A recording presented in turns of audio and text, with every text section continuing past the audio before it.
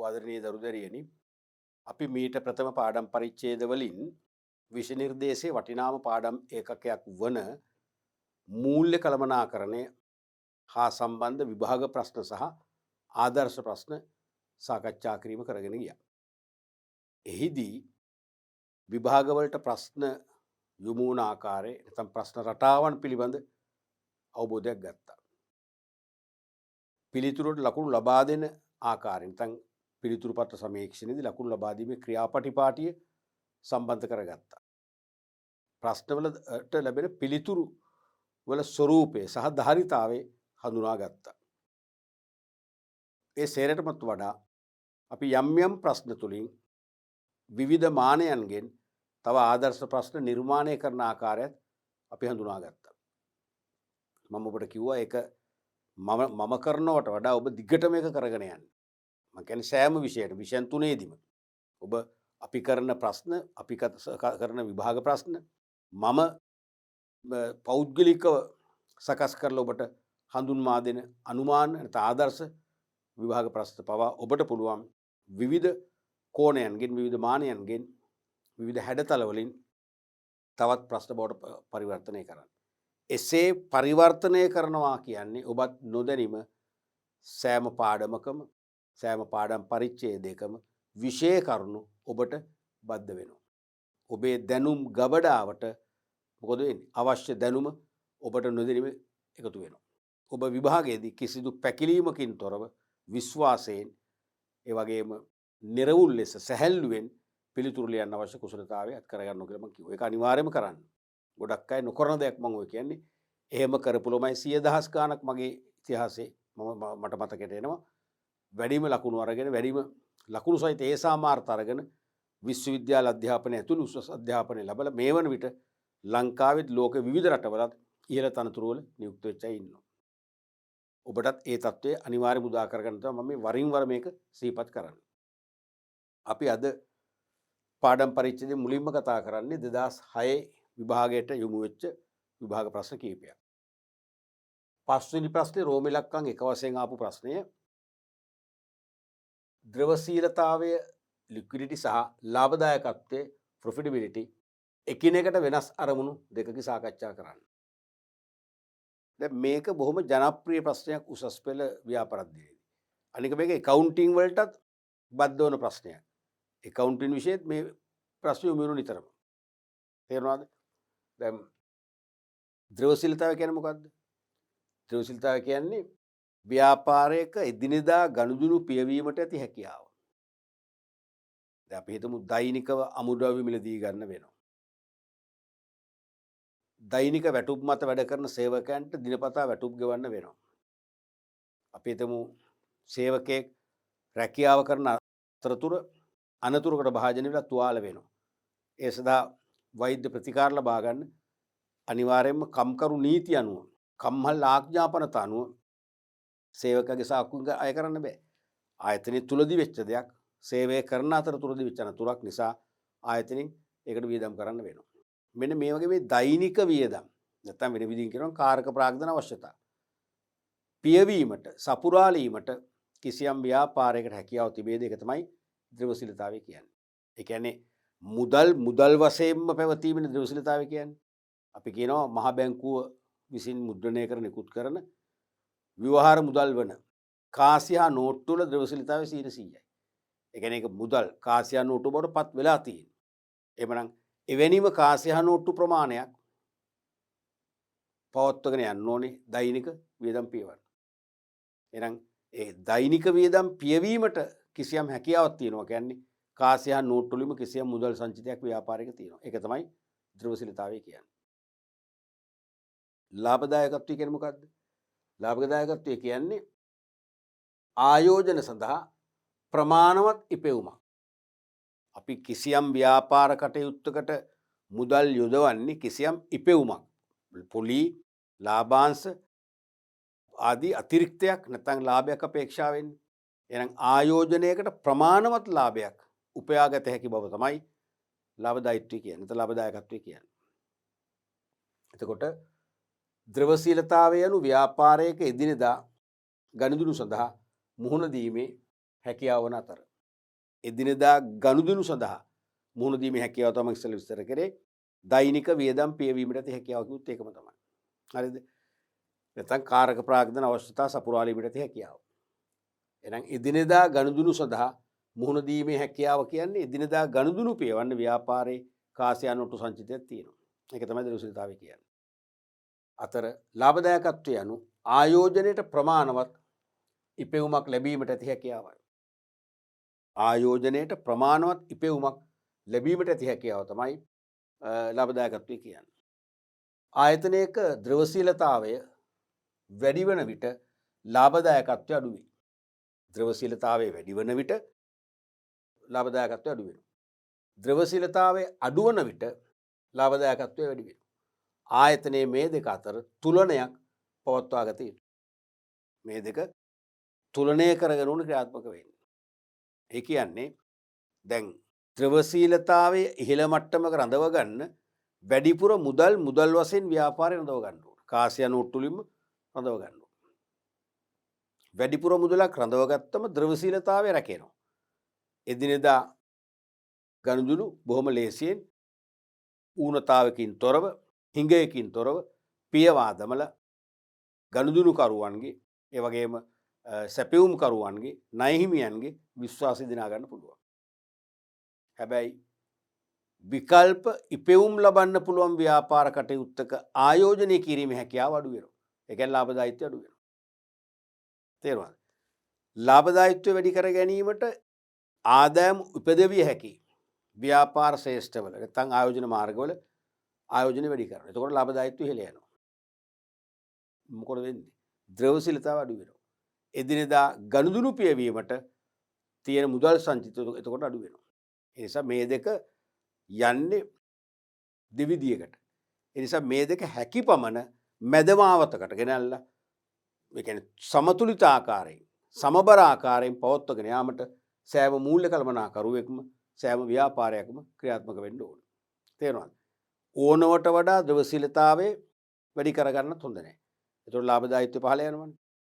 ඕනවට වඩා කියන්නේ අසාමාන්‍ය ලෙස ලාභයක් උපයන්න ආයෝජන කටයුතු කරන්නත් හොඳ නැහැ. එතකොට ද්‍රවශීලතාවයේ ඊටාම පහළ මට්ටමකට යනවා. දෛනික ගනුදෙනු පියවන්න බැරි වෙනවා. ණය වාරික ගෙවන්න බැරි වෙනවා. ණය හිමියන්ට පොරොන්දු දිනට ගෙවන්න බැරි වෙනවා. ණය හිමියන්ගේ විශ්වාසය බිඳ වැටෙනවා. කලකිරීමටපත් වෙනවා. නැවත අපට ණය නොලැබී යන්න පුළුවන්.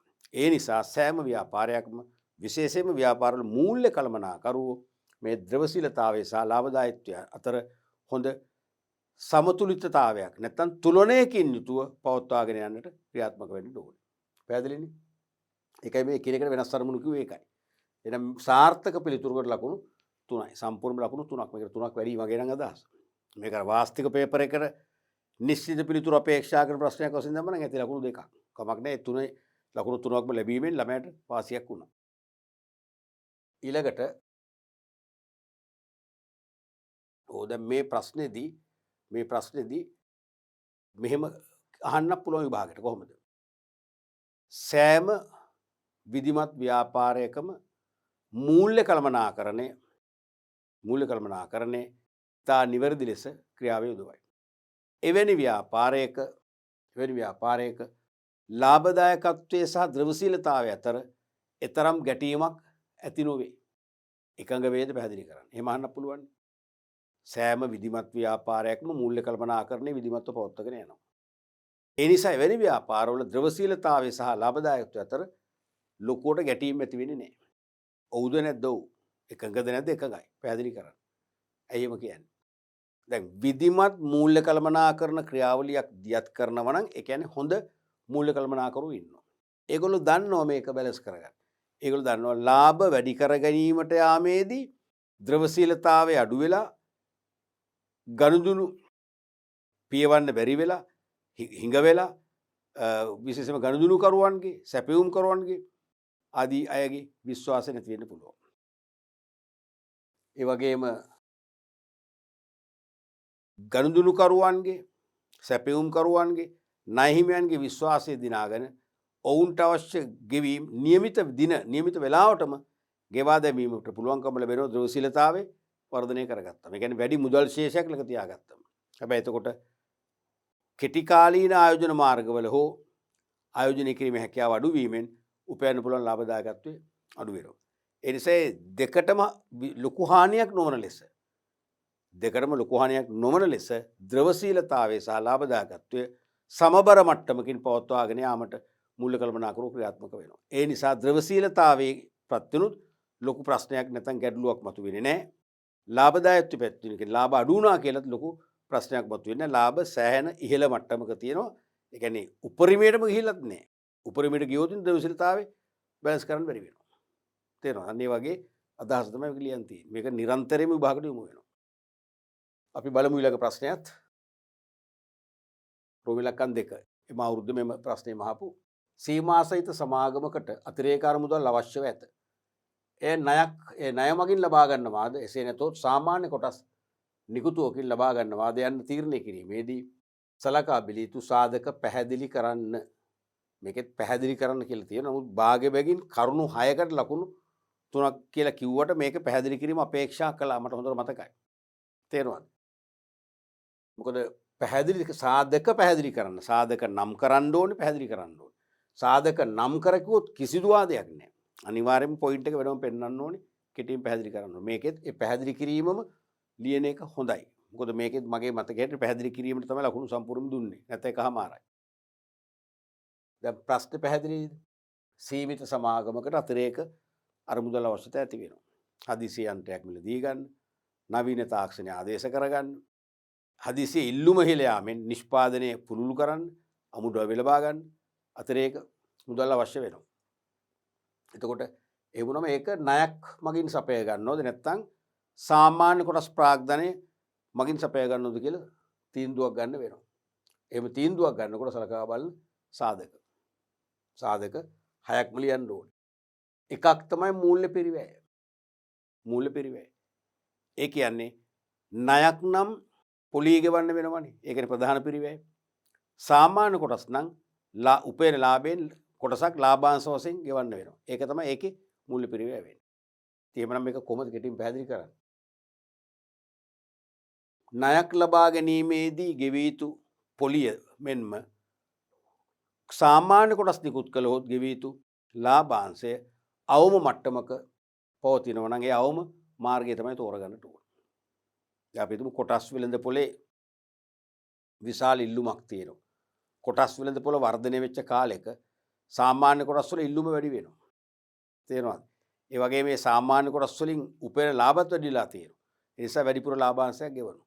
එතකොට මූල්‍ය පිරිවැය වැඩි වෙනවා. එහෙනම් ඒ වගේ කාලයක කොටස් නිකුත් කිරීම තරම් සුවදායක නැහැ.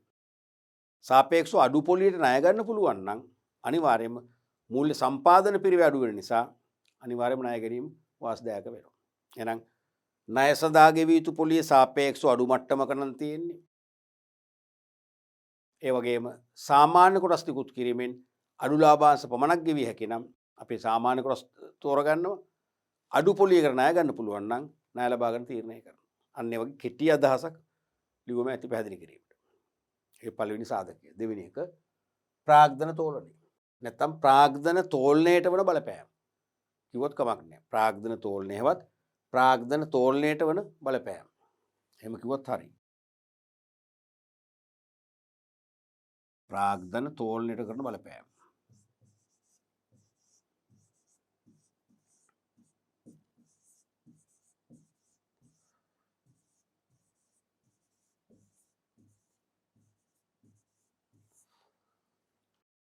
දැන් මොකද්ද ප්‍රාග්ධන තෝලනය කියන්නේ? ව්‍යාපාරයක සමස්ත ප්‍රාග්ධනය, අයිතිකරු ප්‍රාග්ධනය සහ ණය ප්‍රාග්ධනය අතර දෝලනය වී ඇති ආකාරය. මුළු ප්‍රාග්ධනය, අයිතිකරු සහ ණය ප්‍රාග්ධනය තුලින් සම්පාදනය වී ඇති ආකාරය තමයි ප්‍රාග්ධන තෝලනය කියන්නේ. දැන් ප්‍රාග්ධන තෝලනය දැනටමත් තියෙන අධිතෝලන තත්වයක් නම්. අධිතෝලන තත්ත්වය කියන්නේ මොකද්ද? අයිතිකරු ප්‍රාග්ධනයට වඩා ණය ප්‍රාග්ධනය රැස් කරගෙන තියෙනවා. එහෙමනම් එතනදී තවදුරටත් ණය ගැනීම අවදානම්. එතකොට වගකීම් වැඩි වෙනවනේ. වත්කම් අභිබවා අසාමාන්‍ය ලෙස වගකීම් වැඩිවීම ව්‍යාපාරයේ පැවැත්මට හානි කරයි. තේරුණාද? ඒ නිසා එතනදී අධිතෝලන තත්වයක් නම් ණය මගින් රැස් කරගන්න එක හොඳයි. අවතෝලනයක් නම් තියෙන්නේ නම් සාමාන්‍ය කොටස් ප්‍රාග්ධනය වැඩි. තේරුණාද? වැඩි ණය අඩුයි. නම් එතනදී තවදුරටත් සාමාන්‍ය කොටස් නිකුත් කරන එක අවදානම්. හේතුව සාමාන්‍ය කොටස් වලට විශේෂම ලාභදායීත්වය වැඩි වෙන තත්වයක් යටතේ ව්‍යාපාරයක ඉහළ ලාභාංශ ගෙවන්න වෙනවා. එහෙනම් අතිරේකව ලාභ තුලින් ලැබෙන අමතර ධනයෙන් වැඩි ප්‍රමාණයක් නැවත එළියට යනවා ලාභාංශ වශයෙන්.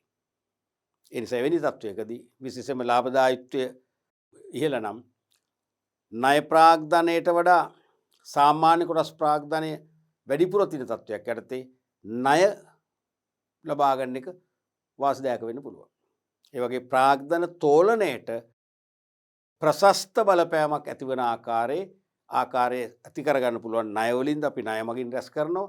සාමාන්‍ය කොටස් මගින් දී බලපෑම කරන්න පුළුවන්. එහෙනම් සාමාන්‍ය කොටස් මගින් අරමුදල් රැස් කරන්න පුළුවන්. ඒ වගේ කෙටියෙන් අදහස ලියුවම ඇති. තුන්වෙනි එක තමයි මූල්‍ය සම්පාදන පිරිවැය. මූල්‍ය සම්පාදන පිරිවැය. දැන් මේ ප්‍රශ්නෙත් මේ මාකින් ස්කීම හදද්දි කන්ට්‍රෝල් චීෆ් ගෙන් පුංචි මිස්ටේක් එකක් වෙලා තියෙනවා. දැන් මේකේ මේ 1යි 3යි 2ම එකයි. මූල්‍ය පිරිවැය. මේකත් මූල්‍ය සම්පාදන පිරිවැය තමයි. එහෙමනම් කියන්න ඕනේ මේක මූල්‍ය සම්පාදන පිරිවැය මේක මූල්‍ය නඩත්තු පිරිවැය කියලා. එහෙම කියලාත් නැහැනේ. තේරුණාද? මෙතනත් මූල්‍ය සම්පාදන පිරිවැය කියලා කියන්නේ දෙකම එකයි කියලා අපිට හැඟීමක් එනවා. නමුත් මේක ඇත්තටම දෙකක්. ඒක අර ඉදිරිපත් කරන ක්‍රමය වැරද්දුයි. තේරුණාද? දැන් මෙතන මූල්‍ය පිරිවැයකුත් වඩා හොඳයි මූල්‍ය පවත්වාගෙන යාමේ පිරිවැය. දැන් පොලිය ගෙවන්නේ නැත්තම් නැහිමේ නිකන් ඉන්නේ නැහැනේ. ඒගොල්ලෝ ණය ඉල්ලනවා. ලාභාංශ ගෙවන්නේ නැත්තම් සාමාන්‍ය කොටස් ඉමේ කොටස් විකුණනවා. නැත්තම් කොටස් ආපසු ඉල්ලනවා. එහෙමනේ වෙන්නේ. ඒක වඩා හොඳයි මූල්‍ය පවත්වාගෙන යාමේ පිරිවැය කියුණා. මෙතන මූල්‍ය සම්පාදන පිරිවැය කියන්නේ දැන් ණයක් ගන්නකොට අපට ණය ඉල්ලුම්පත සමග බාර දෙන්න ඕනේ ලේඛන තියෙනවා. ඉඩම් අපේට තියද්දි ඉඩම් සම්බන්ධ ලේඛන කීපයක් ඉඩම් ලියාපදිංචි කිරීමේ දෙපාර්තමේන්තුවෙන් අරගෙන දෙන්න ඕනේ. ඒවට ගාස්තු ගෙවන්න වෙනවා. සමහරට ඒ ඩොකියුමන්ට්ස් වැඩි වෙනකොට ඒක හදන්න ඒකට වෙනම විශේෂඥ පිරිස් ඉන්නවා. ඒ කෙනෙක් පත් කරගෙන ඒතකොට එයා ඔක්කොම ටික කරනවා. අපිට මහන්සි වෙන්න ඕනේ නැහැ. ඒකට වීදමක් යනවා. කොටස් නිකුත් කරත් පුවත්පත් දැන්වීම් ප්‍රචාරය කරන්න. අන්තර්ජාලය ප්‍රචාරය කරන්න. සංස්ථා ප්‍රකාශය කියන ආරාධනා පත්‍රය මුද්‍රණය කරන්න. විශාල පිරිවැයක් යනවා. අන්න ඒ වගේ ඒ මූල්‍ය සම්පාදන පිරිවැය සාපේක්ෂව අඩු මාර්ගයකින් තමයි අපි මූල්‍ය සපයා ගන්නට ඕනේ. තේරුණානේ? මූල්‍ය සම්පාදන පිරිවැය අඩු සාමාන්‍ය කොටස් වල නම් සාමාන්‍ය කොටස් නිකුත් කරලා මේ අතරේ අරමුදල අවස්ථා ඉෂ්ට කරගන්න. මූල්‍ය සම්පාදන පිරිවැය ණය නිකුත් කිරීමේදී අඩු නම් අපි ණය මගින් රැස් කරගන්න එක වාසිදායක වෙනවා. ඒකෙදී ඒ අවස්ථානුකූලව ඒක තීරණය කරන්න ඕනේ. ඊළඟට ලබා ගැනීමට ගතවන කාලය. අවශ්‍ය මූල්‍ය අපට රැස් කරන්න ගතවන කාලය තියෙනවනේ. ඒ කාලය ගැනත් හිතන්න ඕනේ. තේරුණාද? අවශ්‍ය මූල්‍ය අපට ඉක්මනින් අවශ්‍ය නම් අපට ඉක්මනින් කෙටි කාලයක් තුල රැස් කරගන්න ඕනේ. ඉක්මනින් අවශ්‍ය නම් මූල්‍ය ලබාගෙන දිගු කාලයක් යනවා නම් අපිට අකමැති වුණොත් ඒ පැත්ත මතක කරන්න වෙනවා. දැන් කොටස් නිකුතෝ සාපේක්ෂව දිගු කාලින වෙන්න පුළුවන්. සමහරට ණය ලබා ගැනීම දිගු කාලින වෙන්න පුළුවන්. සමහර බැංකු ණය මුදහැරීමේදී දැඩි කොන්දේසි පනවලා තියෙනවා. ඒ කොන්දේසි එකින් එක ලිහිල් කරගෙන අපි අවශ්‍යතා ඉෂ්ට කරනකොට මාස ගාණක් ගිහිල්ලා. එහෙනම් කොටස් නිකුත් කරන ඊට වඩා ප්‍රතිඵලදායකයි. එහෙනම් කෙටිම කාලයක් තුල සපයාගත හැකි මාර්ගයකින් තමයි අපි සපයා ගන්නට ඕනේ. ඊළඟට 5 පොලී නැත්තම් ලාභාංශ ගෙවීමට ඇති බැඳියාව.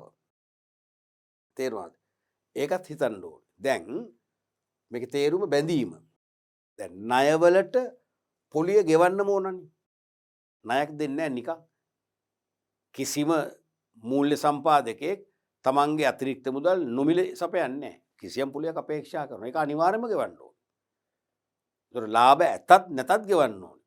ලාභ නැතත් ගෙවන්නේ කොහොමද? ලාභ නැත්නම් තව ණයක් අරගෙන හරි පොලිය ගෙවන්න ඕනේ. එහෙමනේ වෙන්නේ. එහෙමනේ ව්‍යාපාර බංකොලොත් වෙන්නේ. එක ණයකට අවශ්‍ය පොලිය ගෙවන්න තරම් ලාභය නැති වුණාම තව ණයක් අරන් ඒ පොලිය පියවනවා. ඊට පස්සේ ඒ පොලිය පියවන තව ණයක් ගන්නවා. කොහොම වට 4ක් 5ක් යනකොට මොකද වෙන්නේ? ව්‍යාපාරේ බංකොලොත් වෙනවා. ඒ නිසා ණය වලින් රැස් කරනවා නම් අනිවාර්යයෙන්ම අපි දැනගන්න ඕන පොලිය අනිවාර්යයි. හැබැයි සාමාන්‍ය කොටස් නිකුත් කරොත් එහෙම සාමාන්‍ය කොටස් නිකුත් කරොත් ලාභාංශය අනිවාර්ය නැහැ. ඇයි? නිශ්චිත ලාභාංශයක් නැහැනේ. ලාභ ඇත්නම් අධ්‍යක්ෂක මණ්ඩලය නිර්දේශ කරලා වාර්ෂික මහසභාව රැස්වීමේදී සමාජික අනුමත කිරීමෙන් සාධාරණ ලාභාංශයක් තීරණය කරනවා. ලාභ තවත් අඩු නම් ලාභාංශ නොගෙවන්න තීරණය කරනවා. ලාභ නැත්තම් ගෙවන්න බෑනේ. ඔබ දන්නවා සමාගම් නීතිය අනුව ලාභ නොමැතිව ලාභාංශ ගෙවීම තහනම්. ලාභ නොමැතිව ලාභාංශ ගෙවනවා කියන්නේ ව්‍යාපාරේ වත්කම් විකුණමින් තමයි ලාභාංශ ගෙවන්නේ. වත්කම් විකුණනවා ලාභාංශ ගෙවන කියන්නේ ආදායම නැති මාර්ගයකනේ. ලාභාංශ කියන්නේ වියදමන්නේ. එහෙනම් වත්කම් අහිමි වෙනවා කියන්නේ එකින් එක ව්‍යාපාරේ බංකොලොත් භාවයට පත් වෙනවා. ඒ නිසා ලාභ අඩු ප්‍රවණතාවයක් තියෙන උච්චා වචනය වන ව්‍යාපාරයක නම් සාමාන්‍ය කොටස් නිකුත් කරාම ලාභ නොමැති නම් අඩු නම් ලාභාංශ ගෙවීමේ අනිවාර්ය බැඳියාවක් නැහැ. ඒ නිසා සාමාන්‍ය කොටස් නිකුත් කරන එක වාසිදායකයි. තේරුණාද? එතකොට ලාභ ඉහළ යන ප්‍රවණතාවක් සහිත ව්‍යාපාරයක නම් ණයකර නිකුත් කරන එක හොඳයි. මොකද පොලිය කොහොමත්ම ගෙවන්න ඕනේ. හැබැයි නිශ්චිත පොලියක්නේ. නිශ්චිත පොලියක්නේ. සාමාන්‍ය කොටස් වලට ලාභ වැඩි වෙන තත්ත්වයක් ඇතිද වැඩිපුර ලාභාංශයක් ගෙවනවනේ. ලාභාංශය වැඩි වෙනවා. නමුත් ණය පොලිය වැඩි වෙන්නේ නැහැ. ඒ වගේ පොලිය අනිවාර්යයෙන්ම ගෙවන්න බැඳියාවක් තියෙනවා. එතන අවදානමක් තියෙනවා. ලාභ නැතක් ගෙවන්න ඕනේ. ලාභාංශ නම් සාමාන්‍ය කොටස් නිකුත් කරොත් ලාභ අඩු නම් ලාභාංශ නොගෙවෙන්න පුළුවන්. අන්න ඒ සාධක දෙකෙන් අපට අපේ ආයතනයේ මේ දැන් පවතින තත්ත්වය අනුව ගැලපෙන ක්‍රමේ තීරණය කරගන්න වෙනවා. ඊළඟට මුදල් ආපසු ගෙවීමට ඇති බැඳියාව. මුදල් ආපසු ගෙවීමට ඇති බැඳියාව. දැන් අපි ණය ගත්තොතින් ණය කොහොමද ගෙවන්න ඉපේ? ගිවිසගත් කාලය අවසානයේදී ගෙවන්නම ඕනේ. සාමාන්‍ය කොටස් නිකුත් කරෝතින් ගෙවන්න ආපසු ගෙවන්න ඕනේ නැහැ. ඒක ගෙවන්නේ සමාගම ඈවර කිරීම. ඈවර කරනකම් ගෙවන්න ඕනේ නැහැ. සමාගමෙන් ඉල්ලන්නෙත් නැහැ කවුරුත්. තේරෙනවද? එකම දේ කොටස් සීමියට සල්ලි හදිස්සේ නම් එයාට පුළුවන් ඒ අයිතිය වෙන කෙනෙකුට විකුණලා එයාගෙන් සල්ලි අරන් ඉවත් වෙන්න. සමාගමෙන් ඉල්ලන්න බෑ කාටවත්. සමාගම දෙන්නේ ඈවර කරද්දී පමණයි. නම් සාමාන්‍ය කොටස් නිකුත් කරාම මුදල් ආපසු ගෙවීම බැඳියාව නැහැ ඈවර කරන තේ. නමුත් ණය නිකුත් කරලා අර මුදල් රැස් කරොත් ඈවර කරන්න පෙර ඒ ගිවිසගත් කාල සීමාව අවසානයේ අවුරුදු 2කින් 3න් 5න් ආදි වශයෙන් ණය ගෙවීමේ බැඳියාවක් තියෙනවා. ඒකටත් මුහුණ දීමේ ශක්තිය ඇතනම් තමයි ණය මගින් රැස් කරන්න ඕනේ. අන්නේ අදහස ඉතාල කෙටියෙන් පැහැදිලි කරන්න ඕනේ. ඊළඟට හිමිකාරත්වයට ඇති වෙන බලපෑම. දැන් හිමිකාරත්වයට බලපෑමක් ඇති වෙන්නේ සාමාන්‍ය කොටස් නිකුත් කරොත්. සාමාන්‍ය කොටස් නිකුත් කරොත් දැනට ඉන්න කොටස් හිමියන්ගේ බලතල බෙදිලා යනවා. පාලන බලතල උන්ටත් හමු වෙනවා. ඒකට දැන් ඉන්න කොටස් හිමියෝ කැමති නැත්තම් එහෙනම් අලුතෙන් කොටස් වෙලදී ගන්න සාමාන්‍ය කොටස් හිමියන් අතර මත ගැටුම් ඇති වෙන්න පුළුවන්. ව්‍යාපාරයේ පැවැත්මට ඒක අහිතකර ඇති වෙන බවක් ඇති වෙන්න පුළුවන්. සාමූහික බව නැති වෙනවා. සහයෝගීතාවය නැති වෙනවා. තේරුණාද? ඒ නිසා හිමිකාරත්වයට අහිතකර බලපෑමක් වෙයි නම් සාමාන්‍ය කොටස් නිකුත් පැත්තක දාලා ණයකර නිකුත් කළා ඒ අරමුදල් අවශ්‍යතාව සම්පූර්ණ කරගන්න ඕනේ. ඊළඟට අරමුදල් ලබා ගැනීමේ අවශ්‍යතාව. අරමුදල් ලබා ගැනීම අවශ්‍ය වෙන්නේ ස්ථාවර ප්‍රාග්ධන අවශ්‍යතාවයක් සඳහාද නැත්නම් කෙටි කාලීන නැත්නම් කාරක ප්‍රාග්ධන අවශ්‍යතාව සඳහාද? නැත්නම් ස්ථාවරවත්කම් මිලදී ගැනීම, පුළුල් කිරීම, නවීකරණය වැනි ස්ථාවර මූල්‍ය අවශ්‍යතාව සඳහා නම් දිගු කාලීන මූල්‍ය සම්පාදන මාර්ග වලින් මේව සපය ගන්න වෙනවා. ඒ වගේම මූල්‍ය අවශ්‍යතාවය මේ ජංගමවත්කම් වල ආයෝජනය කරන නම් කෙටි කාලීන මූල්‍ය අවශ්‍යතාවයක් නම් ඒකට ගැලපෙන්නේ බොහෝලාට ණය වෙන්න පුළුවන්. අපිට පුළුවන් කෙටි කාලීන ණයකින් ඒක සපුරා ගන්න. දිගු කාලීන මූල්‍ය අවශ්‍යතාවයක් නම් අනිවාර්යයෙන්ම සාමාන්‍ය කොටස් නිකුතු වඩා ගැලපෙනවා. ඊළඟට නීති රීති වල බලපෑම. ඒකත් හිතන්න ඕනේ. දැන් ණය ලබා ගැනීමේ නීති රීති තියෙනවා. සාමාන්‍ය කොටස් නිකුතුවේදී නීති රීති තියෙනවා. දැන් සාමාන්‍ය කොටස් නිකුතුවේදී ගොඩක් අය නීති රීති තීරණය කරන අපිනේ. අපිට පුළුවන් ලිහිල් නීති රීති යටතේ සාමාන්‍ය කොටස් අලෙවි කරලා ප්‍රාග්ධන රැස් කරන්න. නමුත් ණය ගැනීමේදී නීති රීති තීරණය කරන අපි නෙවෙයි. ඒ ණය සපයන ආයතන. ඒ නීති රීති දැඩි නම් අපි පීඩණයටපත් කරනවා නම් එහෙනම් අනිවාර්යයෙන්ම අපි බැංකු ණය අමතක කරන්න ඕනේ. ඒ ණය මුදහැරීමේ කොන්දේසි නැත්නම් නීති රීති අඩු නම් අපිට බැංකු ණය ලබා ගත්තත් ප්‍රශ්නයක් නැහැ. ඔයගේ දෙපැත්තට දෝලණය වෙන්නේ ඒක ලියන්නට ඕනේ. ඔන්න ඔයගේ කාරණා 6කට ලකුණු භාගයකින් ලකුණු 3ක් ලැබුණා. හැබැයි පැහැදිලි කිරීම අවශ්‍යයි. තේරුණානේ? අපි බලමු ඊළඟ ප්‍රශ්නයත්. රෝම ඉලක්කම් 3 වෙනි ප්‍රශ්නයේම කෙටි සටහන් ලියන්න. අයන්න ණය සාධ්‍යකරණය ඩෙට් ෆැක්ටරි ණය සාධ්‍යකරණය. ව්‍යාපාරයකට ලැබිය යුතු ණය වෙනත් ආයතනයකට පවරා මුදල් ලබා ගැනීම මෙහිදී යම් කොමිස් මුදලක් ගෙවිය යුතුයි. තාම කෙටියෙන් ලියලා තියෙනනේ. තාම කෙටියෙන්. දැන් ඔබ අහලා ඇති සාධ්‍ය කරන ආයතන නැත්නම් සාධ්‍ය ආයතන සාධ්‍ය සමාගම් සාධ්‍ය හවුල් ව්‍යාපාර නැත්නම් තනි පුද්ගල නම් සාධ්‍යකය කියලා කියන්නේ ෆැක්ටර්. ඒ කියන්නේ කිසියම් පුද්ගලයෙකුට හෝ ආයතනයකට කිසියම් පාර්ශවයකට වෙනත් පාර්ශවයකින් අරමුදල් ලැබීමට තියෙනවා නම් ඒ මුදල් ලබා ගැනීමේ ගැටලු තියෙනවා නම් ප්‍රමාදයන් තියෙනවා නම් ඒ අරමුදල් ලැබිය යුතු පාර්ශවයෙන් ඒ අරමුදල් රැස් කිරීමේ අයිතිය බාර ගන්නවා බාහිර ආයතනය. බාරගෙන ඒ බාහිර ආයතනෙන් ඒ අරමුදල් හිමි ආයතනයට ගෙවීම කරනවා. කමිෂන් එකක් ඒකට අය කරනවා. ඊට පස්සේ ඒ අරමුදල් ඒ මුදල් ගෙවිය යුතු පාර්ශවය එක්ක සම්බන්ධතාව ගොඩනගාගෙන ඒවා අය කරගෙන කටයුතු කරනවා. කොටින්ම සාධ්‍යකරණදී කරන්නේ සාධ්‍ය ආයතනය ණය හිමියන්ගේ ලැබිය යුතු ණය හිමියන්ට ලැබිය යුතු වටිනාකම ගෙවනවා. ගෙවලා ණය ගැතියන්ගෙන් ඒක කොටස් වශයෙන් අය කරගන්නවා. ඒක තමයි සාධ්‍යකරණය කියන්නේ. තේරෙනවද? ඉතින් ඒක අපුරුවට එක තියෙනවා. ව්‍යාපාරයකට ලැබිය යුතු ණය අපිට එන්න තියෙනවා. අපේ වත්කම් වෙනත් ආයතනයකට පවරා. වෙනත් ආයතනය කියන්නේ කවුද? සාධ්‍යකය. සාධ්‍ය ආයතනය.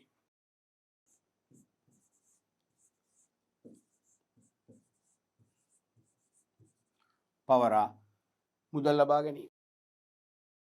ඒතර අපිට කොමිස් මුදලක් ගෙවන්න වීමෙන් මූල පිරිවැයක් තියෙන නමුත් කමක් නැහැ අපට සල්ලි ඉක්මනින් ලැබෙනවනේ. තේරුණාද? ලකුණු 1යි. අනිවාර්යයෙන්ම කෙටි ප්‍රශ්න නිසා ලකුණු 1ක් ලැබෙනවා. දෙවැනි එක ආයන්න සාමාන්‍ය එකතු කිරීමේ කාලය average collection period නැත්නම් average debt collection period කියලා කියනවා. සාමාන්‍ය ණය එකතු කිරීමේ කාලය කියලාත් කියනවා. ණය නැතුව සාමාන්‍ය එකතු කිරීමේ කාලය කියනවා. ඒතර average collection period නැත්නම් average debt collection period. මේ කියන්නේ ණයගැතියන්ගෙන් මුදල් එකතු කර ගැනීමට ගතවන සාමාන්‍ය කාලය. මේ අනුපාතයක් ලෙස දක්වන්න පුළුවන්. දැන් බහඬ ණයට විකුණනවානේ. ණයට වික්කම ණයගැතියන්ගෙන් අපිට මුදල් ලැබෙන්න එපේ. මුදල් ගෙවනෝනේ. ඒ මුදල් ගෙවන්න යන කාල සීමාව තමයි සාමාන්‍ය එකතු කිරීමේ කාලය කියන්නේ. නැත්නම් ණයගැතිය දින නැත්නම් කොපමණ කලකට පසුද අපිට එයාගේ ණයට ගත් බහඬ වල වටිනාකම අපිට පියවන්න කියන අදහස. තේරුණාද? ණයගැතියන්ගෙන් මුදල් එකතු කර ගැනීමට මුදල් ලබා ගැනීමට ගතවන සාමාන්‍ය කාලය. මේක අනුපාතයක් වශයෙන් දක්වන්න පුළුවන්. එකක් තමයි සාමාන්‍ය ණයගැතිව බෙදෙනවා දෛනික ණයට විකුණුම් වලින්. සාමාන්‍ය ණයගැතිව බෙදෙනවා දෛනික ණයට විකුණුම් වලින්. එතකොට එන්නේ සාමාන්‍ය එකතු කිරීමේ කාලය. එහෙම නැත්නම් ජනප්‍රියම ක්‍රමය මේක තමයි විභාගයට වැඩිපුරම එන්නේ. ඉරයට වාර්ෂික ණයට විකුණුම් ඉර උඩ සාමාන්‍ය ණයගැතිව. ඇවරේජ් ඩෙටර්ස් ලා කියන්නේ ආරම්භක ණයගැතිව අවසාන ණයගැතිව එකතු කරලා දෙකෙන් බෙදලා ගත්තම තමයි සාමාන්‍ය ණයගැතිව එන්නේ. වැඩි කරනවා 365 එවත් කාලයෙන් දින වලින් හොයන්න ඕන නම් 365 වැඩි කරනවා. මාස වලින් හොයන්න ඕන නම් 12න් වැඩි කරනවා. සති වලින් හොයන්න ඕන සති 52කින් වැඩි කරනවා. අන්න එතකොට එනවා කාලය. මේ කාලය අඩු වෙනව නන්ද හොඳ වැඩි වෙනව නන්ද හොඳ? අඩු වෙනව නම් තමයි හොඳ. ඒ කියන්නේ ඉක්මනින් මුදල් ලැබෙනවා. දින 15ක් කියනකො අද ණයට වික්කොත් දින 15කින් ලැබෙනවා. මාස 4ක් කිව්වොත් මොකද වෙන්නේ? මාස 4ක්ම බලන් ඉන්න ඕනේ. එහෙනම් මේ සාමාන්‍ය එකතු කිරීමේ කාලය අඩු වෙන තරමට තමයි ව්‍යාපාරයේ ද්‍රවශීලතාවයත් ඉහළ යන්නේ. තේරෙනවද? ව්‍යාපාරයේ විකුණු භාණ්ඩ වලට අදාළ මුදල් ඉක්මනින් ලැබෙනවා කියන්නේ ද්‍රවශීලතාවයත් ඉහළ යනවා. ඒත් ලකුණු 1යි. ඊළඟට යන්න. මිල ඉපෙවුම් අනුපාතය price earning ratio. කොටසක ඉපෙවුම හා කොටසක වෙළඳපොළ මිල අතර සම්බන්ධතාවය තමයි මේකෙන් අදහස් කරන්නේ. කොටසක ඉපෙවුම හා කොටසක වෙළඳපොළ මිල අතර වෙළඳාගේ කියන්නේ කොටසක් වෙළඳපොලේ විකිණනාගේ අතර සම්බන්ධතාවය තමයි මිල ඉපෙවුම අනුපාතය කියන්නේ. කොටසක වෙළඳපොළ මිල බෙදෙනවා කොටසක ඉපෙවුම. කොටසක වෙළඳපොළ මිල බෙදෙනවා කොටසක ඉපෙවීම. මිල ඉපෙවුම අනුපාතය වෙන විදිහකට කිව්වොත් එහෙම කොටස් එකක් මිලදී ගන්න අපි වැය කළ මුදල තියෙනවනේ. කියන්නේ කොටසේ වෙළඳාගේ නැත්නම් ගැනුම් මිල. ඒ මුදල කොටසක ඉපෙවුම තුලින් ආවරණය කරගන්න කොච්චර කාලයක් යනවද කියලා තමයි මේකෙන් පෙන්눔 කරන්නේ. තේරෙනවද? එතකොට ඒ කාලේ අඩු නම් තමයි හොඳ. ඒ කාලේ අඩු නම් තමයි හොඳ. අපි හිතමු කොටසක ඉපෙවුම තේරෙනවනේ. සමාගමක සුද්ධලාභයෙන් බදුත් ගෙවනවා. වර්ණීලාභාංශත් ගෙවනවා. තේරෙනවද? එහෙනම් බදු හා වර්ණීලාභාංශ වලට පසු ලාභය තමයි කොටසක පෙවුම කියන්නේ. අන්නේ ලාභ ප්‍රමාණය සාමාන්‍ය කොටස් සංඛ්‍යාවෙන් බෙදෙනවා. එතකොට එන කොටසක ඉපෙවුම. අන්නේ කොටසක ඉපෙවුම තුලින් කොටසක් මිලදී ගන්න වැය කරන මුදල වල වෙළඳ මිල, ගැනුම් මිල ආවරණය කරගන්න ගත වුණ කාලය තමයි මෙන් අදහස් කරන්නේ. තේරුණාද? අපි හිතමු දැන් කොටසක ඉපෙවුම රුපියල් 10යි කියලා හිතන්නකෝ. 10යි. අපි කොටසක් ගත්තේ රුපියල් 50කට. රුපියල් 10 ෂෙයාර 50ක් වෙලවන ගත්තේ. එහෙනම් බෙදුවම 5යි. 5යි. ඒ කියන්නේ කොටසක ඉපෙවුම තුලින් අපි කොටසක් මිලදී ගන්න කැපකල 50 අපේ අතට ආවරණය වෙන අවුරුදු 5ක් යනවා. ඕක අවුරුදු 15 වුණොත් හොඳ නැහැ. අවදානම් වැඩි. 20 වුණොත් කොහෙත්ම හොඳ නැහැ. අවුරුද්ද 2 3 වගේ නම් ඊටාම හොඳයි. පැහැදිලිනේ? ඒකටත් ලකුණු එකක්ම ලැබෙනවා. ඊළඟට රෝම ඉලක්කම් 4 ඈන්. පහත සඳහන් මූල්‍ය සම්පාදන මාර්ග අභ්‍යන්තර හා බාහිර මූල්‍ය මාර්ග යටතේ ගොනු කර දක්වන්න. පහත සඳහන් මූල්‍ය සම්පාදන මාර්ග අභ්‍යන්තර හා බාහිර මූල්‍ය මාර්ග යටතේ ගොනු කර දක්වන්න. රඳවාගත් ලාභ, වත්කම් විකිණීම, වාණිජ පත්‍රිකා, සාමාන්‍ය කොටස්, වරණීය කොටස්, සමුචිත ෂෙයා කිරීම, කල්බදු, ණය කර. ඒක අහන්නේ අභ්‍යන්තර හා බාහිර මූල්‍ය සම්පාදන මාර්ග වලට වෙන් කරන්න කියලා කියන්නේ. අපිට පුළුවන් මේ වගේ දාන්න අභ්‍යන්තර මාර්ග, බාහිර මාර්ග. දැම්ම රඳවාගත් ලාභ මොකක්ද? පැහැදිලිවම අභ්‍යන්තර මාර්ගය. මොකද රඳවගත් ලාභ කියන අපි විසින් ව්‍යාපාර කටයුතු කරලා පිටතින් ආකර්ෂණය කරගත් ආදායම් අතිරික්ත ආදායමන්නේ. ඒ අතිරික්ත අපි කාටවත් දෙන්නේ ඒක අපට අයිති. තේරෙනවද? ඒක අපට අයිති. ආපසු ගෙවීමේ වගකීමක් නැහැ නම් අභ්‍යන්තර මූල්‍ය සම්පාදන මාර්ගය. වත්කම් විකිණීමෙත් එහෙමයි. වත්කම් වික්කම විශේෂයෙන්ම අපේ අතිරික්ත වත්කම් වික්කම අපි කාටවත් සල්ලි දෙන්න බැඳිලා නැහැ නේ. ඒක අපට අයිති. තේරෙනවද? වාණිජ පත්‍රිකා. අන්න ඒක මොකද? ඒක ගෙවන්න වෙනවා. වාණිජ පත්‍රිකා බාහිර මාර්ගයක්නේ. තේරෙනවද? වාණිජ පත්‍රිකා විකුණලා මහජනයාගෙන් සල්ලි රැස් කරනවා. එහෙනම් මේ මහජනයාට වාණිජ පත්‍රිකාව කල්පිරුනම අපසු ගෙවන්න ඕන. බාහිර මාර්ගය. සාමාන්‍ය කොටස්, වර්ණීය කොටස් දෙකම මොකද්ද? දෙකම බාහිර. සමාගම ඈවර කිරීමේදී හෝ නිදහස් කළ හැකි වර්ණීය කොටස් නම් ඈවර කරන්න පෙර හරි නිදහස් කරන්න එපා. ගෙවන්න එපා. තේරෙනවද? අපසු ගෙවන්න ඕනේ. නම් ආපසු ගෙවීමේ බැඳියාවක් ඇති මාර්ග වලින් රැස් කරන්නේ අනිවාර්යෙන් බාහිර මාර්ග. ඊට පස්සේ සමුචිත ෂෙයා කිරීම අභ්‍යන්තරයි. අර ලාභ රඳවා ගැනීම තුලින් මේක කරන්නේ. ලාභ ගිණුමේ තියෙන රඳවාගත් ලාභය. හරිද? ඒ ලාභ ගිණුමට හර කරනවා.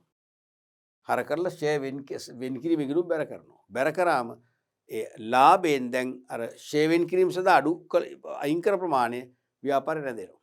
ලාභ හැමෝම බෙදාගත්තත් සියලු ලාභ අයිතිකරව බෙදාගත්තත් දැන් බෙදා ගන්න තියෙන්නේ මේ වගේ. දැන් ලාභ ගිණුමේ ශේෂයේ තියෙනවා කියලා හිතන්න දසලක්ෂයක් 5 ලක්ෂයක් මෙතනට හර කරනවා.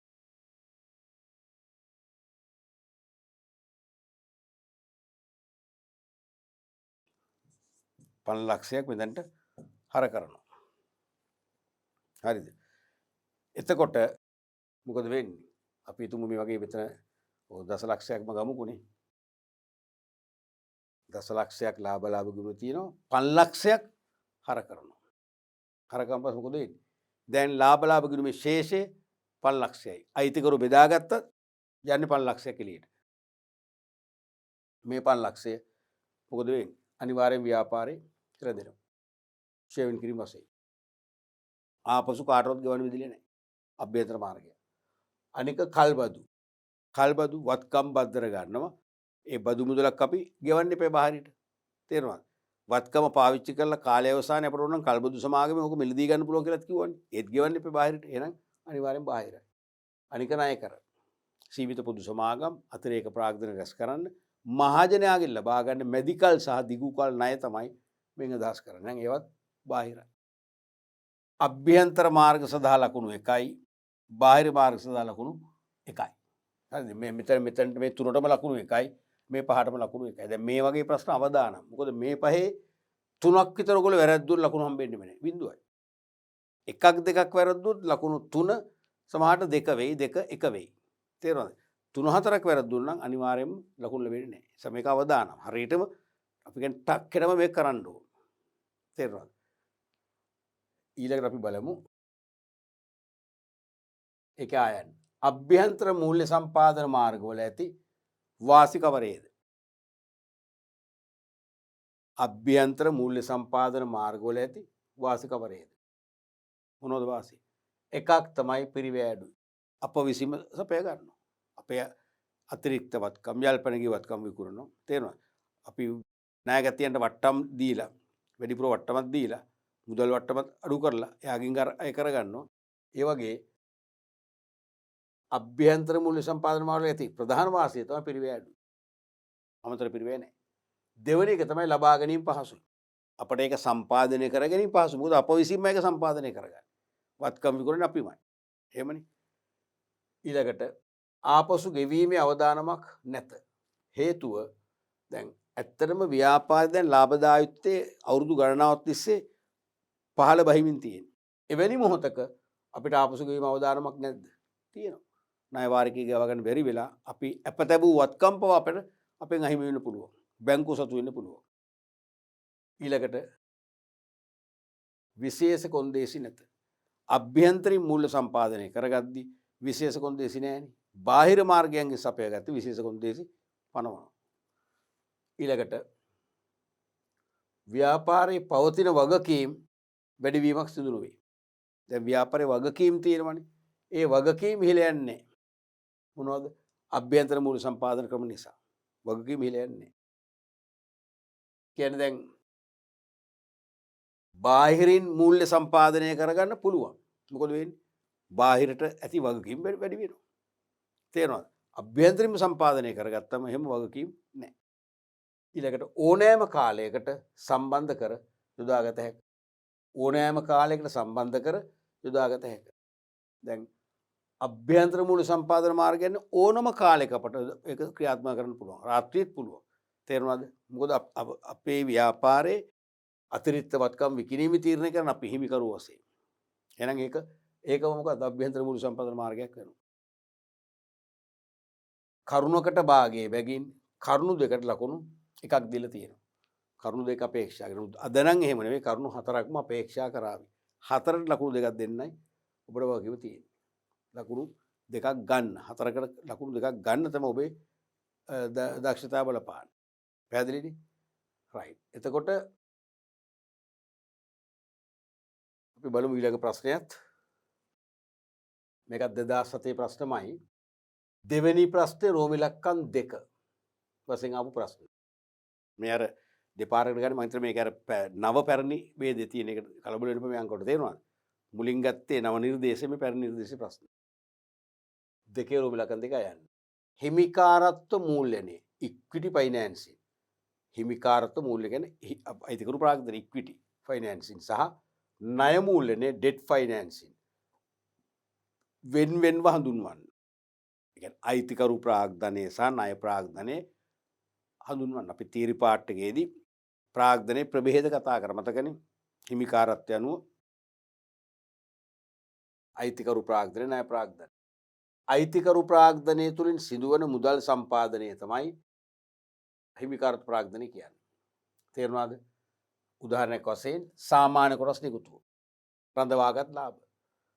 එතකොට අපි මේක දාමුත් උනනම් හිමිකාරත්ව මූල්‍ය කියලා අපි හෙඩින් එකක් ඕනනම් දාලා එයට ලියන්න පුළුවන්. හිමිකාරත්ව ප්‍රාග්ධනය කියලා ලිව්වොත් හොඳයිද? මාකින් ස්කීමේ නැතුණත් අපිට ඒක ලියනවා නම් වඩා පැහැදිලිනේ. අයිතිකරු ප්‍රාග්ධනය තුළින් කියන එකත් එතරම්ම හොඳ නෑ ඉතින්. ඔළුව කියන්නේ මොකක්ද එහෙම ඔළුව කියලා හරියන්නේ නෑනේ. තේරෙනවද? ඒ වගේ තමයි මේක කියන්න පුළුවන් يعني හිමිකාරත්ව මූල්‍ය කියන්නේ නිශ්චිත ප්‍රතිලාභ. නිශ්චිත ප්‍රතිලාභ අපේක්ෂා නොකරන මාර්ග වලින් රැස් කරගන්න ප්‍රාග්ධනය තමයි හිමිකාරත්ව ප්‍රාග්ධනය කියන්නේ. ඒක තමයි වඩා හොඳ. දැන් මේක අයිතිකරු ප්‍රාග්ධනය තුළින් සිදුවන මුදල් සම්පාදනය. කියවෙනවද හරියට? කියවෙන්නේ නැහැ නේද? වඩා එහෙනම් කවුද මේ අයිතිකරු ප්‍රාග්ධනය කියන්නේ? අන්න අයිතිකරුවන් කියන්නේ නිශ්චිත ලාභාංශයක් හෝ නිශ්චිත පොලියක් අපේක්ෂා නොකරන මාර්ග වලින් රැස් කරගත්තොත් ඒක තමයි අයිතිකරු ප්‍රාග්ධනය කියන්නේ. ඒකට අයිති වෙන්නේ සාමාන්‍ය කොටස් ප්‍රාග්ධනයේ මූලිකවම. සාමාන්‍ය කොටස් වලට නිශ්චිත ලාභාංශයක් නැහැ. ලාභයත් නම් ලාභාංශ ගෙවනව නැත්නම් නිකන් ඉන්නවා. ඉල්ලන්නේ නැහැ අපි. නමුත් වර්ණීය කොටස් එහෙම නෙවෙයි. වර්ණීය ලාභාංශය නිශ්චිතයි. කොටස් නිකුත් කරද්දීම ප්‍රකාශයටපත් කරනවා. තේරුණාද? ඒක අපි අනිවාර්යෙන් බලාපොරොත්තු වෙනවා ගෙවයි කියලා. තේරුණානේ? ඒතර ඒව ණය. ණය කර බැංකුව ඒත් නිශ්චිත පොලියක් ගෙවන්න ඕන. එහෙනම් මේක මම මෙතනින් ලියන්න ඕන මොකද මේක වඩා හොඳම අර්ථකථනය මෙතන නැති නිසා. තේරුණාද? මොකද අපි ස්කීම් එක අපි හදන්නේ ඕගොල්ලන් නෙවෙයි ගුරුවරුන්ටනේ. ඕගොල්ලෝ ඊට වඩා හොඳ පිළිතුරු ලියන්න. දැන් එහෙනම් අපි මෙතන ලිව්වොත් එහෙම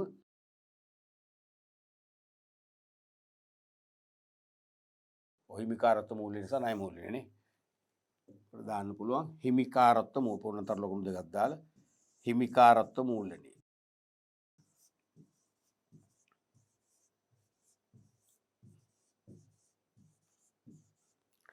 හිමිකාරත්ව මූල්‍යනේ. ඒ කියන්නේ නිශ්චිත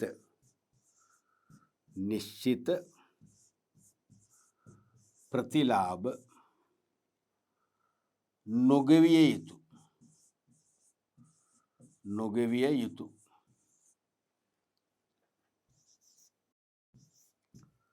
මාර්ගවලින්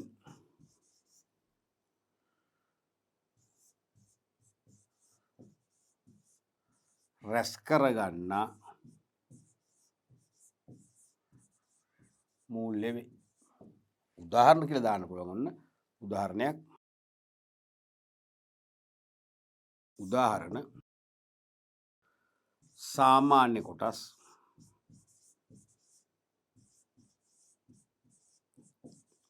ඒ වගේම සංචිත. තේරුණානේ? දැන් සාමාන්‍ය කොටස් වලට නිශ්චිත ලාභාංශයක් නැහැ. එහෙනම් අනිවාර්යයෙන්ම සැබෑ අයිතිකරු වෙන්නේ ඒගොල්ලෝ. එහෙනම් ඒගොල්ලෝ තමයි හිමිකාරත්ව මූල්‍යනේ අයිතිකරු ප්‍රාග්ධනය කියලා කියන්නේ. සංචිතත් එතනට බද්ධ කරන හේතුව. සංචිත කියන්නේ සුද්ධ ලාභයෙන් රජයට ගෙවන බදු වර්ණීය ලාභාංශ සියල්ල ගෙවුවට පස්සේ ඉතුරු ලාභය. ඉතුරු ලාභය ඇත්තම අයිතිකාරද සාමාන්‍ය කොටස් හිමියන්ටයි. එහෙම වුණත් ඒ මුළු ලාභයම සාමාන්‍ය කොටස් හිමියන් අතරේ ලාභාංශ වශයෙන් බෙදන්නේ නැහැ. වැඩි ප්‍රමාණයක් රඳව ගන්නවා අනාගත සංවර්ධනය කිරීම පුළුල් කිරීම සඳහා. තේරුණාද? ඒතර සමාගම ඈවර කරද්දි ඒ සංචිතය ඒ රඳවගත් ලාභය භාවිතා කළ නැත්නම් එදාට ඒක අයිති වෙන්නේ කාටවත් නෙවෙයි සාමාන්‍ය කොටස් හිමියන්ටයි. ඒගොල්ලන්ගේ අගේ වැඩි වෙනවා. ඒ නිසා හිමිකාරත්ව ප්‍රාග්ධනයට ගන්න අයිතම දෙකයි තියෙන්නේ. සාමාන්‍ය කොටසුයි සංචිතය පමණයි. ඊට පස්සේ ණය මූල්‍යනේ.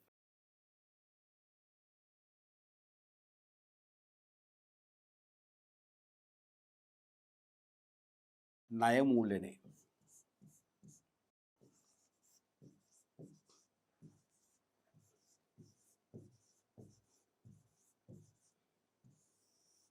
මේකනි පැත්තේ කියන්නේ. නිශ්චිත ප්‍රතිලාභ ගෙවී යුතු මාර්ග වලින් රැස් කරගන්න අරමුදල් තමයි ණය මූල්‍ය කියන්නේ. නිශ්චිත ප්‍රතිලාභ ගෙවී යුතු මාර්ග වලින් රැස් කරන. ඒ කියන්නේ නිශ්චිත පොලියක් ලාභාංශයක් ගෙවී යුතු මාර්ග. දැන් වර්ණීය කොටස් වලට නිශ්චිත ලාභාංශයක් ගෙවන්න ඕනේ. ඒකත් ණය ප්‍රාග්ධනය. බැංකු ණය වලට නිශ්චිත පොලියක් ගෙවන්න ඕනේ. ඒකත් ණය ප්‍රාග්ධනය. නැත්නම් ණය මූල්‍යනේ. ණය කර මහජනයාගෙන් දිගු කාලින හෝ මැදි කාලින ණය රැස් කරද්දී ඒකට පොලියක් ගෙවන්න ඕනේ. එහෙනම් ඒ ටික තමයි ණය මූල්‍ය කියන්නේ. එහෙනම් නිශ්චිත ප්‍රතිලාභ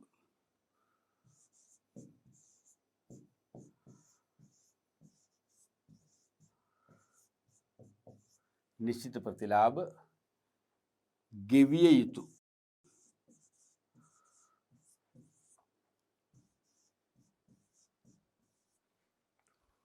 මාර්ගවලින්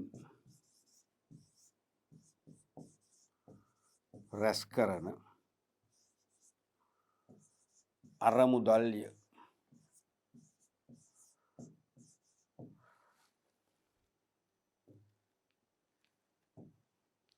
මොනද උදාහරණ? වරණීය කොටස්.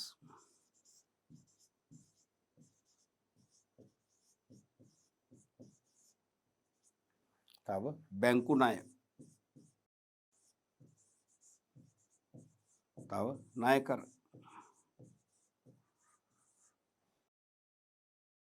එච්චරයි.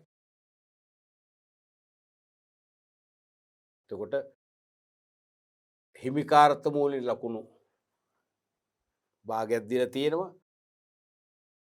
ණය මූලනයට භාගයක් දීලා තියෙන ලකුණු එකක් ලැබෙනවා. ලකුණු එකක් ඇති කොට. කිසි ප්‍රශ්නයක් නැහැ. අනික රෝමිලක්කන් දෙක තනි ප්‍රශ්නයක් නේ. ඒකේ කොටසක් නිසා. ආයන්න වෙනම තියෙනවා. අපි බලමු ආයන්න. ව්‍යාපාරයකට අවශ්‍ය මූල්‍ය ඉහත කවර මාර්ගයකින් ලබා ගන්නවා ද යන්න තීරණය කිරීම කෙරෙහි බලපාන සාධක 4ක් පැහැදිලි කරන්න. මේක අපි කීප දරකම කතා කරා මතකද? කීප අවස්ථාවක කතා කරා. විභාගයට මේක නිතර අහන ප්‍රශ්නයක්. නිතරම අහන. මොකද ඒකේ තේරුම ඔබ කෙදිනක හෝ ව්‍යාපාර ලෝකයට අවතීර්ණය වෙනවා තනි පුද්ගල ව්‍යාපාරිකයෙක් විදියට. එක්ක හවුල් ව්‍යාපාරයක හවුල්කරුවෙක් විදියට. එක්ක පුද්ගලික සමාගමක අයිතිකරුවෙක් විදියට. එහෙම නැත්නම් පොදු සමාගමක කොටස් හිමියෙක් විදියට නේ. එහෙමනේ වෙන්නේ. ඒ ඔබ ව්‍යාපාරයකට කවර ආකාරයෙන් සම්බන්ධ වුණාද? සුළු පරිමාණ හෝ මහා පරිමාණ වෙන්න පුළුවන්. මධ්‍ය පරිමාණ වෙන්න පුළුවන්. ඒ ඕනෑම තරාතිරමක ව්‍යාපාරයකට අනිවාර්යයෙන්ම අවශ්‍ය මූල්‍ය ණය මගින් සපය ගන්නවද? සාමාන්‍ය කොටස් කියන හිමිකාරත්ව මූල්‍ය මගින් සපය ගන්නවද කියලා තීරණය කරන්න වෙනවා. සාධක කීපයක් සලකන්න ඕනේ කොට. එකක් තමයි ප්‍රාග්ධන ව්‍යුහය නැත්නම් තෝලනය කියන එක. ප්‍රාග්ධනය සකස් වෙලා තියෙන්නේ කොහොමද? අයිතිකරු ප්‍රාග්ධනය වැඩි, ණය අඩු නම් අවතෝලනය. අයිතිකරු ප්‍රාග්ධනයට වඩා ණය වැඩි නම් මොකද්ද? අධිතෝලනය. එහෙනම් ඒ අධිතෝලන තත්ත්වයක් නම් තියෙන්නේ. දැන් අපිට තවත් අරමුදල් රැස් කරන්න ඕන නම් සාමාන්‍ය කොටස් තිකුත් කරන එක තමයි වඩා හොඳ. මොකද දැන් නැත්නම් ණය තව වැඩි වෙනවනේ. තේරෙනවද? ඊළඟට ව්‍යාපාරයේ දැනට උපයන ලාභය. ව්‍යාපාරයේ දැනට උපයන ලාභය හිතන්න ඕන. ව්‍යාපාරේ නැත්නම් ලාභදායීත්වය කියන එක නේ. ලාභදායීත්වය. මොකද ලාභදායීත්වය දැනට ඉහළ නම් අනිවාර්යයෙන්ම ණය කර නිකුත් කරන එක හොඳයි. බැංකු ණය ගන්න එක හොඳයි. හේතුව මොකද? ලාභ කොච්චර ඉහළ ගියත් නිශ්චිත පොලියක් විතරයි නරඹට ගෙවන්නේ. ඒ නිසා ඒ මූල්‍ය පවත්වාගෙන යාම පිළිවෙල අඩුයි. නමුත් ලාභදායීත්වය ඉහළ අවස්ථාවක සාමාන්‍ය කොටස් නිකුත් කරොත් මොකද වෙන්නේ? සාමාන්‍ය කොටස් හිමෙන්ටත් ඉහළ ලාභාංශයක් ගෙවන්න වෙනවා. ඒක අවශ්‍යදායකයි. ඊළඟට කළමනාකරණයට ඇතිවන බලපෑම. කළමනාකරණයට ඇතිවන බලපෑම. ඒ කියන්නේ මොකක්ද? සාමාන්‍ය කොටස් නිකුත් කරොත් මොකද වෙන්නේ? අධ්‍යක්ෂ ධූරයට පත් වෙන්න පුළුවන්. ඡන්දය ප්‍රකාශ කරන්න පුළුවන්. තමන්ගේ ඡන්දය තුලින් කළමනාකරණ තීරණ එක්ක සම්මත කරන්න නැත්නම් ප්‍රතික්ෂේප කරන්න පුළුවන්. ඒ නිසා කළමනාකරණයට ඇති වෙන බලපෑමේදී කළමනාකරණ බලපෑම අඩුම වන මාර්ගය තමයි ණය. කළමනාකරුවන්ගේ කළමනාකරණයට බලපෑම වැඩි වෙන්නේ මොකක් වුණොත්ද? ණය වැඩි වුණොත්. තේරුණානේ? ඊළඟට වත්කම් වලට ඇති වෙන බලපෑම. ඒකත් බලන්න. දැන් අපි ණය ගත්තොත් අපි සතු වත්කම් අප තියන්න වෙනවා. අපිට මේ වත්කම් අපට ඕන විදිහට රිසිසේ පාවිච්චි කරන්න බෑ. වත්කම් විකුණන්න බෑ. ඒ වත්කම් බද්දර දෙන්න බෑ. ඉඩමක් කියනකො අපේ අතිරික්ත ඉඩම බද්දර දෙන්න බෑ. ඒද අපිට දින තියෙන්නේ. ඒ වගේ ඒ වත්කම් වලට ඇති වෙන බලපෑමත් බලන්න ඕනේ. ඇයි වත්කම් අපේට තමයි ණය ගන්න වෙනවා. එහෙනම් වත්කමට මොකද වෙන්නේ? ඒ වත්කමට හොල්ලන්න හම්බෙන්නේ. ණය නිම කරන තෙක්. ඊළඟට පිරිවැය. පොලි ලාභාංශ ලබා ගැනීම පිරිවැය ආදී. ඒ පිරිවැයත් අඩු පිරිවැයක් වෙන්නට ඕනේ. අඩු පිරිවැය සහිත මාර්ගයෙන් තමයි තෝරාගත යුත්තේ. ඊට පස්සේ අරමුදල් අවශ්‍ය වන කාලය කෙටි කාලීනද දිගු කාලීනද කියන එක. මොකද දිගු කාලීන මූල්‍ය අවශ්‍යතාවයක් නම් කෙටි කල් මාර්ගුණ රැස් කරගන්න බෑ. අනිවාර්යයෙන්ම කොටස් නිකුතු වගේ ක්‍රමයකට යන්න වෙනවා. කෙටි කාලීන මූල්‍ය අවශ්‍යතාවයක් නම් බැංකු අයිරා ණය හිමියන්ගෙන් ලබා ගැනීම වැනි කෙටිකල් මාර්ගයකුණු සපය ගන්න පුළුවන්. ඊට පස්සේ අරමුදල් අවශ්‍ය වෙන කාලේ කෙටිකාලීන අවශ්‍යතාවයක්ද දිගු කාල අවශ්‍යතාවයක්ද? කෙටිකාල අවශ්‍යතාවයක් නම් බැංකු අයිරා වැනි ක්‍රමවේද පාවිච්චි කරන්න පුළුවන්. දිගු කාලීන මුල් අවශ්‍යතාවයක් නම් අනිවාර්යයෙන්ම සාමාන්‍ය කොටස්, වර්ණීය කොටස්, ණයකර වගේ ක්‍රමවේද පාවිච්චි කරන්න වෙනවා.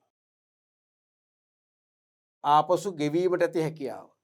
මේ අරමුදල් සම්පාදන ආයතනයට මේ සම්පාදනය කරගන්න අරමුදල් සම්බන්ධයෙන් ආපසු ගෙවීමේ මූල්‍ය ශක්‍යතාවය ගැන හිතන්න ඕනේ. ආපසු ගෙවීමේ මූල්‍ය ශක්‍යතාවය නැත්නම් අනිවාර්යයෙන්ම මොකද නිතර අවදානමක් තියෙනවනේ. ඒ නිසා ආපසු ගෙවීමට ඇති හැකියාව ගැනත් හිතන්න ඕනේ. අපේ තව සෙසු වියදම් තියෙනවා. තියෙද්දි මේ ණය වාරිකය ගෙවන්න පුළුවන්. පුළුවන් නම් ණය ගන්න නැත්නම් නිකන් ඉන්න. ගෙවන්න බැරි නම් සමහරට මොකද වෙන්නේ? ගෙවන්න බැරි නම් අපිට නෛතික චෝදනාවට ලක් වෙන්න පුළුවන්. අපි ඒ ගැන හිතන්න ඕනේ. ඒ නිසා අපි හිර වෙන්න හොඳ නැහැ. හිර නොවන මාර්ගයෙන් සපය ගන්න ඕනේ. පැහැදිලිනේ? right. කරුණු දෙකකට ලකුණු දෙකයි. ඔය කාලයකට පස්සේ උම ආවේ. සාමාන්‍යයෙන් මේකෙන් කරුණු 6ක් අහනෝනේ. 4ක් අහනවා. 2 නම් මදි ඉතින්. දැන් මේක නම් කරපු නිසා 2 ඇති. නැත්නම් 2කට වඩා අපි උත්තර ගොනු කරන්න ඕනේ. අපි බලමු ඊළඟ ප්‍රශ්නය. ප්‍රෝවිලකන් 3 කොළඹ කොටස් වෙළඳපොලේ ආයෝජනය කිරීම උනන්දුවක් දක්වන පුද්ගලයෙකුට එම ආයෝජනයේ ඇති අවදානම හා ප්‍රතිලාභ පැහැදිලි කර දෙන්නේ කෙසේද? ප්‍රශ්නේ පැහැදිලිනේ, සරල ප්‍රශ්නයක්. කොටස් වෙළඳපොල ගැන අපි දීර්ඝව සාකච්ඡා කළා තීරි පාඩ එකේදී. කොළඹ කොටස් වෙළඳපොලේ ආයෝජනය කිරීමට කියන්නේ මිලකර සමාගම් හෙවත් ලැයිස්තුගත සමාගම් වල කොටස් සහ ණය කර මිලදී ගන්න හදන්නේ මේ. ආයෝජනය කිරීමට උනන්දුවක් දක්වන පුද්ගලයෙකුට එම ආයෝජනයේ ඇති අවදානම හා ප්‍රතිලාභ. ප්‍රශ්න දෙකක් නිසා උත්තර දෙක මේ වගේ. දැන් මේකේ තරු ලකුණු දැන් මෙන්න දක්වපන අපි හෙඩින් එක ගහලා තියෙන්නේ. තවත් හොඳයි තරු ලකුණක් දැම්මා නම්. තවත් හොඳයි තරු ලකුණක් දැම්මා නම්. මේ වගේ.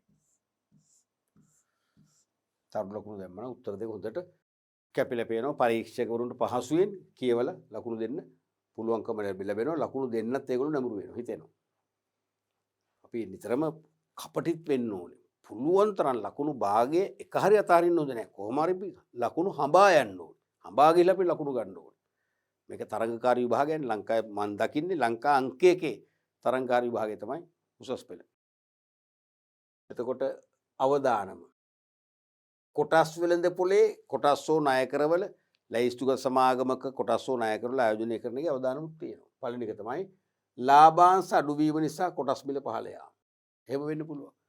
සමහරට ආර්ථික අවපාත ඇවිල්ලා ලාභ අඩු වෙලා ලාභාංශ අඩුවෙන් ගෙවුවොත් මොකද වෙන්නේ? කොටස් ඉල්ලුම පහළ යනවා. ඉල්ලන්නේ නැහැ. එහෙනම් කොටස් මිල පහළ යනවා. තවත් පහළ ගියොත් අපිට පැරණි කොටස් මිලන්ට ගත්ත මිලට අඩුවෙන් ගෙවලා ප්‍රාග්ධ අලාභ විඳින්න වෙන්න පුළුවන්. අන්න ඒක මොකද්ද? අවදානමක්. ඒක අවදානමක්. කොටස් මිල ඉහළයි කියලා හිතන්න ගන්නේ. පහළ යන්න පුළුවන්. පහළ යාමේ අවදානමක් තියෙන නැතුව නෙමෙයි. තේරෙනවනේ? දෙවෙනි එක සමාගම බිඳ වැටීමට ඉඩ තිබීම. අනිවාර්යයෙන් අපි දැන් මිලදී ගන්න ලැයිස්තුගත සමාගම බංකොලොත් වුණොත් හදිසි. බිඳ වැටුනොත් මොකද වෙන්නේ? අපිට සල්ලි හම්බෙන්නේ නැහැ. ඊළඟට රටේ දේශපාලන අස්ථාවරත්වය නැත්නම් ආර්ථික අස්ථාවරත්වය නැත්නම් රටේ දේශපාලන හා ආර්ථික අස්ථාවරත්වය ඇති වුණොත් අනිවාර්යයෙන්ම කොටස් වෙළඳපොළ ආයෝජනයේට පැවැත්මක් නැහැ. අනිවාර්යයෙන්ම ආර්ථික ස්ථාවර භාවය තිබේ නම් තමයි කොටස් වෙළඳපොළේ පැවැත්ම ස්ථාවර වෙන්නේ. තේරෙනවනේ? ඊළඟට රජයේ ආර්ථික ප්‍රතිපත්ති නැත්නම් ආර්ථික දර්ශනය. පවතින රජයේ ආර්ථික ප්‍රතිපත්ති තියෙනවනේ. ඒ ප්‍රතිපත්තිත් එක්කත් තීරණය කරන්න වෙනවා ශාමාකට කරන ආයෝජනයේ හොඳද නරකද කියලා. දැන් රටේ රජයේ ආර්ථික ප්‍රතිපත්ති යටතේ කොටස් වෙළඳපොළ වෙත සම්බන්ධ වෙන කිසිදු සමාගමකට කිසිදු නෛතික සහනයක් නැත්නම් කිසිදු ආයෝජන සහනයක් උපදේශයක් ලබා දෙන්නේ නැත්නම්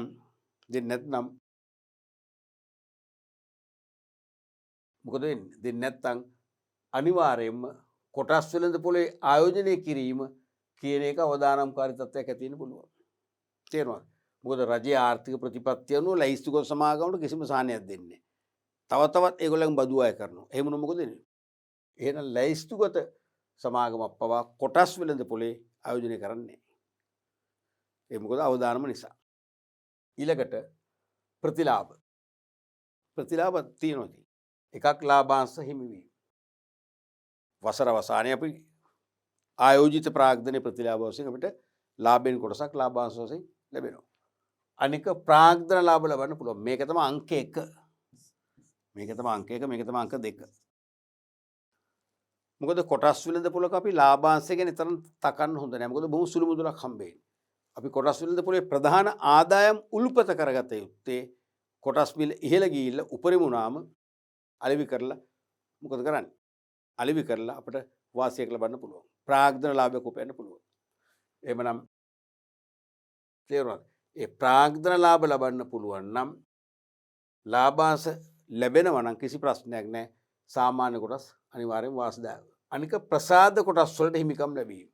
ප්‍රසාද කොටස් දන්නවනේ. සමාගම උපයන ලාභයෙන් දැනට සිටින කොටස් හිමියන්ට කිසියම් අනුපාතයකට බෙදා දීමක් කරන හිමිකාරය. තේරුණානේ? එතකොට එතනදී සංචිත පදනම් කරගෙන සමාගමේ සංචිත පදනම් කරන් ඉන්නර නොමිලේ කොටස් ටිකක් දෙන්න පුළුවන්. ඒකෙනුත් වෙන්නේ මොකද්ද? ප්‍රසාද කොටස් හිමිකම් නිකුතුව මගින් වෙන්නේ කොටස් ප්‍රාග්ධනය වැඩි වෙනවා. ප්‍රකාශිත ප්‍රාග්ධනය වැඩි වීමක් වෙනවා. ඊළඟට අයිතිවාසිකම් නිකුතු වලට හිමිකම් ලැබීම. ප්‍රසාද නිකුතුව කියන්නේ නොමිලේ කොටස් පිරිනමන්නේ. ඉන්න අය දරන කොටස් වල අනුපාතය අනුව. නමුත් අයිතිවාසිකම් නිකුතුව කියන්නේ නොමිල නෙවෙයි මුදලට නිකුත් කරන්නේ. මේ දෙකම නව නිකුත් කිරීම තමයි. අයිතිවාසිකම් හෙවත් හිමිකම් නිකුතුවේදී මුදල් ගෙවලා ගන්න ඕනේ. මොකද වාසිය. එතකොට අර බ්ලැක් මාකට් ගන්න වෙන්නේ නැහැ. දැන් රුපියල් 10,000ක මේ දවස්වල රුපියල් 37යි ගන්නකො. 34 ගන්න වෙන්නේ අපිට රුපියල් 10ටම ගන්න පුළුවන්. ඊට පස්සේ ප්‍රසාද කොටස් කියන්නේ එහෙම නෙමෙයි අපිට නොමිලේ ලබා දෙනවා. අපි පෙයගොත් එක ලබා දෙනවා. කළමනාකරණයට සහභාගී වීමේ අවස්ථා හා අධ්‍යක්ෂක මණ්ඩල වලට තේරීපත් වීමේ අවස්ථාව. දැන් ඇත්තටම ඩිරෙක්ටර් බෝඩ් එකට කළමනාකරණයට සම්බන්ධ වීමේ අවස්ථාව මෙහරා ලැබෙන්නේ නැද්ද? ලැබෙනවා. ඒකත් ලොකු වාසියක් වෙනවා. උන්න වගේ කරුණකට ලකුණු භාගයකින් කරුණු 3කට ලකුණු එකමාරම දුන්නා. පැහැදිලිනේ? එතකොට මේ ලකුණු එකමාර ගන්න පරිස්සමෙන් ලියන්න ඕනේ. භාගයෙන් කරුණු 3ක් අවශ්‍යයිනේ. 3න් එකක් වැරදි නම් ලකුණු එකමාරම හම්බෙන්නේ. එතකොට ලකුණු 1යි හම්බෙන්නේ. අපි බලමු ඊළඟ ප්‍රශ්නයත්. 4 වෙනි ප්‍රශ්නේ රෝම ඉලක්කම් 4. පොලී ආදායම සහ ද්‍රවශීලතාව සමග ඉහළ මට්ටමේ ආරක්ෂාවක් සහිත ආයෝජනයක් ඔබට අවශ්‍ය නම් පහත සඳහන් මාර්ගවලින් වඩාත් යෝග්‍ය මාර්ගය කුමක්ද? ඔබගේ පිළිතුරට හේතු පැහැදිලි කරන්න. ප්‍රශ්නේ පැහැදිලිද? පොලී ආදායම සහ ද්‍රවශීලතාව. පොලී ආදායමයි ද්‍රවශීලතාව සමග ඉහළ මට්ටමේ ආරක්ෂාවක් සහිත ආයෝජනයක්. පොලී ආදායම සහ ද්‍රවශීලතාවය ගැන සලකන ගමන් ඉහළ මට්ටමේ ආරක්ෂාවකුත් ඕනේ. ආරක්ෂාවක් සහිත ආයෝජනයක් ඔබට අවශ්‍ය නම්. ඒ කියන්නේ ඉහළ පොලියක් ලැබෙන්නත් ඕනේ. අදිසියක දික්මනින් මුදල් කරගන්න පුළුවන් වෙන්නත් ඕනේ. ආරක්ෂාවත් සාතික වෙන්න ඕනේ. කාරණා 3ක් සාක්ෂාත් වෙන්න ඕනේ. ඔබට අවශ්‍ය නම් පහත සඳහන් මාර්ග වලින් වඩාත් යෝග්‍ය මාර්ගය කුමක්ද? ඔබගේ පිළිතුරට හේතු පැහැදිලි කරන්න. භාණ්ඩාගාර බිල්පත් වල ආයෝජනය කරන්න පුළුවන්. භාණ්ඩාගාර බැඳුම් කරවල පුළුවන්. ඒකක භාර තුල පුළුවන්. සාමාන්‍ය කොටස් වල පුළුවන්. අර කාරණා 3ටම ගැලපෙන ආකාරයේ ආයෝජන මාර්ගය මොකක්ද? එකම ප්‍රශ්නය තුල ප්‍රශ්න දෙකයි. ආයෝජන යෝග්‍ය මාර්ගය කුමක්ද? හේතු පැහැදිලි කරන්න. ඒ නිසා අපි තරුණ ලකුණු දෙකක උත්තරේ හයිලයිට් කරනවා. මේ තියෙන්නේ යෝග්‍ය මාර්ගය තමයි භාණ්ඩාගාර බිල්පත්. එහෙනම් ඒකට හේතුත් වෙනම පැහැදිලි කරනවා. තේරුණාද? දැන් භාණ්ඩාගාර බිල් තමයි මේ අවශ්‍යතා 3ම ඉෂ්ට කරන්නේ. අවශ්‍යතා 3ම. දැන් ඉහළ ආදායමක් ලැබෙන්නත් ඕනේ පොලී ආදායම. ද්‍රවශීලතාවත් හොඳ වෙන්න ඕනේ. කියන්නේ අපිට ඕන වෙලාවක මුදල් කරගැනීම හැකියාව සහ ආරක්ෂාව. තේරුණාද? දැන් භාණ්ඩාගාර බැඳුම් කරගත්තොත් ඒක ලේසියෙන් මුදල් කරගන්න බෑ. ඒක මැදි කාලීන දිගු කාලීන මාර්ගයක්නේ. නමුත් භාණ්ඩාගාර බිල් කෙටි කාලීනයි. මාස 3, 6, 9 උපරිම අවුරුද්දෙන් කල් පිරෙනවා. ද්‍රවශීලතාවය එහෙනම් ඒකේ ඉහළයි. ඉක්මනින් මුදල් වෙනවනේ. භාණ්ඩාගාර බෙදුම් කරගත්තු අවුරුදු 3න් 4න් 5න් තමයි මුදල් වෙන්නේ. ඒ අතින් ගත්තොත් ද්‍රවශීලතාවය අතින් ඉදිරින් තියෙන මේක. තේරුණාද? එක්කම ආරක්ෂාව. රජයේ ආරක්ෂාවනේ. අනිවාර්යයෙන්ම රජයේ ආරක්ෂාව තියෙනවා. තේරුණාද? අනිත් එක පොලි ආදායම උනත් සාපේක්ෂව ඉහළ පොලියක් ලැබෙනවා. සාමාන්‍ය බැංකු ස්ථාවර තැන්පත් වලට ගෙවන පොලි අනුපාතයම ළඟ සමීප පොලියක් ගෙවනවා. ඒ අතින් ඒ තුනම ඉෂ්ට කරන්නේ භාණ්ඩාගාර බිල් වල. එහෙනම් භාණ්ඩාගාර බිල්පත් කියලා ලිව්වොත් කෙලිම ලකුණු එකක් ලැබෙනවා. ඊට පස්සේ හේතු ලියනවා ඉහළ පොලිය. අනෙක් ආයෝජන සමග සසඳන විට ස්ථිර ඉහළ පොලි ආදායමක් උපය ගන්න පුළුවන් භාණ්ඩාගාර බිල් වලින්. සෙසු ආයෝජන සමග නැත්නම් බැංකු තැන්පතු ආයෝජනයක් නේ වගේ දේවල් සමග සසදද්දී ස්ථිර ඉහළ පොලියක් ලබා ගන්න පුළුවන්. අනිත් එක තමයි ඉහළ ද්‍රවශීලතාව. කෙටි කාලීන නිසා. දැන් අනික මේක කෙටි කාලීන කියලා මම කිව්වනේ මාස 3කින් කල් පිරෙනවා. එහෙනම් ද්‍රවශීලතාවය හොඳයි. 6න් 9න් අවුරුද්දෙන්. හරිද? එහෙනම් කෙටි කාල නිසාද. අනික පහසුවෙන් ගනුදෙනු කළ හැකි නිසා ප්‍රති ගැනුම් හා ප්‍රති විකුණුම් වෙළඳපොළ කටයුතු තුළ යෙදිය හැකි නිසා ද්‍රවශීලතාව ඉහළ වේ. තේරුණාද? දැන් අපි භාණ්ඩාගාර බිල් ගත්තම එකක් කෙටි කාලින නිසා ද්‍රවශීලතාවය වැඩි. කියන්නේ කෙටි කාලය ඇතුළේ මුදල් වෙනවනේ. දැන් අපි බැංකුවක ස්ථාවර තැන්පතුවක් දැම්මොත් එහම අවුරුදු 5ක් යනකම් කල් පිරෙන්නේ. මාස 3කට දැම්මොත් කල් පිරුණු ඉක්මනින් ද්‍රවශීලතාවය වැඩි. ඒ වගේ තමයි කෙටි කාල නිසා. පහසුවෙන් ගනුදෙනු කළ හැකි නිසා මේක අපිට ගනුදෙනු කරන්න පුළුවන්. ඒ කියන්නේ මට සල්ලි හදිස්සි නම් මම සතු භාණ්ඩාගාර බිල්පත් මට පුළුවන් ශනිකව වෙන කාට හරි විකුණන්න. විකිණීමේ මුදල් කරගන්න පුළුවන්. තේරුණාද? එතකොට මේ ප්‍රති ගැනුම් හා ප්‍රති විකුණුම් කියන එකයි භාණ්ඩාගාර බිල්පත් අපි ගත්තම අපිට විකුණන්න පුළුවන්. විකුණ සල්ලි කරගන්න පුළුවන්. නැත්නම් භාණ්ඩාගාර බිල්පත් වලට ඉක්මනින් මුදල් ආපසු අය කරගන්නත් පුළුවන්. අන්න ඒ නිසා තේරුණාද? ඒ නිසා ද්‍රවශීලතාවය ඉතා ඉහළ මට්ටමක තියෙනවා. ඊළඟට ඉහළ මට්ටමේ ආරක්ෂාව. මුදල් ආපසු ගෙවීමේ වගකීමට රජය වෙනුවෙන් මහා භාණ්ඩාගාරයේ බැඳෙන නිසා ආයෝජන ආරක්ෂාව තහවුරු වෙනවා. දැන් මේ අර මුදල් රැස් කරන්නේ භාණ්ඩාගාරයේනේ. එහෙනම් රජයේ වෙනුවෙන් මහා භාණ්ඩාගාරයේ වගකීමටපත් වෙනවා මුදල් ආපසු ගෙවීම සම්බන්ධයෙන්. ඒ නිසා මුදල් නොලැබීමේ අවදානමක් නැහැ. මෙන්න මේ කාරණා තුනම නිසා වඩා සුරක්ෂිතම ආයෝජන මාර්ගයේ ද්‍රවශීලතාව ඉහළ ආයෝජන මාර්ගයේ පොලි ආදායම ඉහළ ආයෝජන මාර්ගය තමයි භාණ්ඩාගාර බිල්පත්. ඉහත අංග තුනම භාණ්ඩාගාර බිල්පත් සමග සැසඳේ. ඉහත අංග තුනම භාණ්ඩාගාර බිල්පත් සමග සැසඳේ. හරිනේ? ඉහත අංග තුනම ඇතුළත් පැහැදිලිව ලියා ඇති විස්තර කිරීමට ලකුණු දෙකයි. සම්පූර්ණ ලකුණු දෙකක් ලැබෙනවා. අංග තුනම අවශ්‍යයි කියලා මේ අවධාරණය කරන්න. දෙකක් තිබුණොත් අනිවාර්යයෙන්ම ලකුණු එකයි ලැබෙන්නේ. එකක් තිබුණොත් ලකුණු බිඳුවයි. තේරුණාද? අපි ඕක නැවත බලුවොත් මේකේ පොලි ආදායම අපි හදාගමු නම් ඉහළ ආදායම කියලා. ඉහළ ආදායම ද්‍රවශීලතාව ආරක්ෂාව අතින් ගත්තොත් නොගැලපෙන උත්තරේ මොකක්ද? නොගැලපෙන උත්තරේ මොකක්ද? ඒකක භාර. මොකද ඒකක භාරවල ඉහළ ආදායමක් ලැබෙන්නේ නැහැ නේ. ඒගොල්ලෝ ආයෝජන කලබක ආයෝජනය කරනවා සාපේක්ෂව ස්ථිර ආදායම ඒකාකාරී ආදායමක් තමයි තියෙන්නේ. හැබැයි ද්‍රවශීලතාව ඉහළයි. මොකද ඒකක සංගතේ කළමනාකරණ සමාගමටම ඒකක විකුණන ඕනලාක අපේ සල්ලි ලබා ගන්න පුළුවන්. ද්‍රවශීලතාව ඉහළයි. ඒකම ආරක්ෂාව අතිනුත් ඉතා ඉහළ. හේතුව මොකක්ද? ඒකක සංගතයක අරමුදල් වල භාරකාරත්වය දරන්නේ විශ්වාසයේ කුළුණු මත හදපු වාණිජ බැංකුවක් මගින්. එහෙනම් වාණිජ බැංකුවේ අරමුදල අපිට ආපසු ගන්න බැඳිලා ඉන්නවා. එහෙනම් ආරක්ෂාවක් තියෙනවා. තේරෙනවද? හැබැයි ඉතින් ඉහළ ආදායමක් උපයන්න බැරි නිසා ඒක ගලපන්න බැරි වෙනවා. ඒ නිසා උත්තරේ භාණ්ඩාර බිල්පත් තමයි හොඳම උත්තරේ. රයිට්. අපි බලමු ඊළඟට පස්වෙනි ප්‍රශ්නේ රෝම ඉලක්කම් දෙකේ ආ කොටස. ඒ කියන්නේ අයන්න අහලා තියෙන ව්‍යාපාර මූල්‍යෙන් නෙවෙයි මූල්‍ය කල්පනාකරන්නේ අපි නිසා අයන්න අයින් කරා ආ කොටස විතරක් ගත්තා. පහත දැක්වෙන්නේ ප්‍රාග්ධන වෙළඳපොළ උපකරණ කිහිපයකි. පහත දැක්වෙන්නේ ප්‍රාග්ධන වෙළඳපොළ උපකරණ කිහිපයක්. Capital market instruments. ඒවා නිකුත් කරන ආයතන වෙන වෙනම ලියා දක්වන්න. හරි ලීසි ප්‍රශ්නයක්. මේක හරිනම් මම නම් දාන්න යෝජනා කරන්නේ වාස්තික පේපර් එකට. පළවෙනි ප්‍රශ්න පත්‍රයේ කෙටි නිශ්චිත පිළිතුරු අපේක්ෂා කරන ප්‍රශ්නයක් වශයෙන් ගියා නම් හොඳයි. සාමාන්‍ය කොටස් භාණ්ඩාගාර බැඳුම් කර සාංගමික බැඳුම් කර නිකුත් කරන ආයතන ලියන් තියෙනවා. නිකුත් කරන ආයතන වෙන වෙනම ලියා දක්වන්න. එක සාමාන්‍ය කොටස් කොහෙන්ද නිකුත් කරන්නේ? සීමා සහිත පොදු සමාගම්. අනිවාර්යයෙන්ම පබ්ලික් ලිමිටඩ් කම්පැනිස් පොදු සමාගම්. භාණ්ඩාගාර බැඳුම් කර නිකුත් කරන්නේ කවුද? ශ්‍රී ලංකා මහ බැංකුව. මහා භාණ්ඩාගාරයකවත් ලකුණු ලැබෙයි. නමුත් ඒක අහන්න කෙලින්ම නිකුත් කරනනේ. නිකුත් කරන්නේ මහා භාණ්ඩාගාර වෙනුවෙන් නිකුත් කිරීම කරන්නේ මහා බැංකුවනේ. තේරුණාද?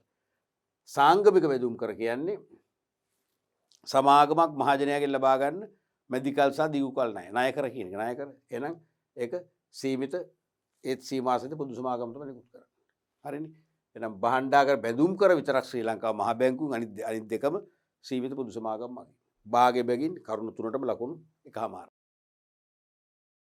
ඊළඟට ආයන්න. ව්‍යාපාරයකට අවශ්‍ය කාරක ප්‍රාග්ධන ප්‍රමාණය තීරණය කෙරෙන සාධක කවරේද? ව්‍යාපාරයකට අවශ්‍ය කාරක ප්‍රාග්ධන ප්‍රමාණය තීරණය කෙරෙන සාධක කවරේද? ප්‍රශ්න පැහැදිලිනේ. දැන් මුලින්ම කාරක ප්‍රාග්ධන කියන්නේ මොකක්ද? එදිනෙදා ව්‍යාපාර කටයුතු පවත්වාගෙන යාමට අවශ්‍ය මූලධනය. නැත්නම් දෛනික ගනුදෙනු පියවා ගැනීමට අවශ්‍ය මුදල් තමයි කාරක ප්‍රාග්ධන කියන්නේ. එහෙනම් ව්‍යාපාරයකට අවශ්‍ය කාරක ප්‍රාග්ධන ප්‍රමාණය තීරණය කරන සාධක. එකක් තමයි ව්‍යාපාරයේ ස්වභාවය හා ප්‍රමාණය. ව්‍යාපාරයේ ස්වභාවය හා ප්‍රමාණය. ප්‍රමාණය විශාල නම් ඒක මෙහෙයුම් ක්‍රියාවලියත් විශාල නම් කාරක ප්‍රාග්ධන වැඩි වෙනවා. ප්‍රමාණය කුඩා නම් මෙහෙයුම් කටයුතුත් කුඩා නම් කුඩා කාරක ප්‍රාග්ධනයක් ඇති. අනිත් එක ව්‍යාපාරයේ ස්වභාවය. සමහර ව්‍යාපාරවල ස්වභාවය අනුව ඒ ව්‍යාපාරයේ සපයන භාණ්ඩ හා සේවා වල වෙනස්කම් තියෙනවා. දැන් අපි සංචාරක හෝටලයක් නම් කරන්නේ ඒ සංචාර හෝටලේ නිතර අමුත්තන් පැමිණි ස්ථානයක් නිසා නිතර පිරිසිදුව තබා ගන්න වෙනවා. විශාල මහන්සියක් සේවක පිරිසක් වියදමක් දරන්න වෙනවා. තේරුණාද? එතකොට ඒකට අනිවාර්යයෙන්ම ඉහළ කාර්ක ප්‍රාග්ධනයක බලපෑමක් ඇති වෙනවා. හේතුව අපි තුමු ක්ලීනින් වලදී මොප් කරන උපකරණ ගන්න එක එක බිම පිරිසිදු කරන සෞඛ්‍යාරක්ෂිත ද්‍රව්‍ය ගන්න ඒ වගේම සේවකෙන්න ගෙවන්න. තේරුණාද? එනතන් වෙනම ක්ලීනින් ඉන්ස්ටිටියුට් තියෙනවනේ මොනවද පිරිසිදු කිරීම ආයතන ඒවට ගෙවන්න අනිවාර්යයෙන්ම විශාල ප්‍රාග්ධනයක් ඕනේ. එහෙනම් ඒ ව්‍යාපාරයේ ස්වභාවය ප්‍රමාණය මත කාරක ප්‍රාග්ධනය වෙනස් වෙනවා. අනික විකුණුම් වල ස්වභාවය. ඒ කියන්නේ අත්පිටද විකුණන්නේ ණයටද තොග පිරුටුම කීයද? මොකද මේ තොග පිරුටුම කියන්නේ? තොග විකුණුම් බවට පත්වන වාර ගන්න. තේරුණාද? එහෙනම් තොග විකුණුම් බවට පත්වන වාර ගන්න ඉක්මන් නම් වේගයෙන් විකිනෙනව නම් කාරක ප්‍රාග්ධනයක් වැඩිපුර තියා ගන්න ඕනේ. අමුද්‍රව්‍ය මිලදී ගන්න, නිමි භාණ්ඩ ගන්න. ඒ වගේම ණයට වික්කොත් ඒත් කාරක ප්‍රාග්ධනේ වැඩින් තියා ගන්න වෙනවා. ඇයි? දෛනික වියදම් පියවන්න. අත්පිර වික්කොත් කාරක ප්‍රාග්ධන අවශ්‍යතාව අඩු වෙනවා. සල්ලි තියෙනවනේ. තේරුණාද? ඒ වගේ. අනිත් එක තමයි ඉල්ලුමේ ස්වභාවය. ඉල්ලුම ඉතා ඉහළ නම් නිෂ්පාදනය වැඩි කරන්න වෙනවා. බෙදාහැරීම වැඩි කරන්න වෙනවා. කාරක ප්‍රාග්ධනේ ඉහළ යනවා. නැත්නම් අඩු වෙනවා. ඊළඟට ණය ප්‍රතිපත්තිය. මෙහෙමයි. ණය ප්‍රතිපත්තිය ලිහිල් ණය ප්‍රතිපත්තියක් නම් තියෙන්නේ ඉක්මනින් බැංකුවලින් ඔය බැංකු අයිරා ණය, කෙටිකල් ණය එහෙම ගන්න අවසර දීලා තියෙනවා නම් එහෙනම් අනිවාර්යයෙන්ම කාරක ප්‍රාග්ධනය වැඩි කරගැනීම හැකියාව තියෙනවා. එහෙම නැත්නම් කාරක ප්‍රාග්ධනය අඩු වෙන්න පුළුවන්. ඊළඟට ණය කොන්දේසි නැත්නම් සැපයුම් කරන කොන්දේසි. අර මුදල් සපයන පුද්ගලයන් සහ ආයතන. හෙවත් ණය සපයන ආයතනවල කොන්දේසි ලිහිල් නම් අපට ණය පහසුවෙන් අරගෙන කාරක ප්‍රාග්ධන වැඩි කරගන්න පුළුවන්. ඒ ලිහිල් කොන්දේසි නැති දැඩි කොන්දේසි නම් තියෙන්නේ ණය ගැනීම සීමා කරගන්න වෙනවා. ඒකෙන් කාරක ප්‍රාග්ධනේ පහළ යනවා. ඊළඟට ණය ලබා ගැනීමට ඇති ඉඩකඩ නැත්නම් අවස්ථා. ණය ලබා ගන්න අපට විවිධ ඉඩකඩ තියෙනවා. වාණිජ බැංකුත් අපට ණය දෙන්න උත්සාහ කරනවා.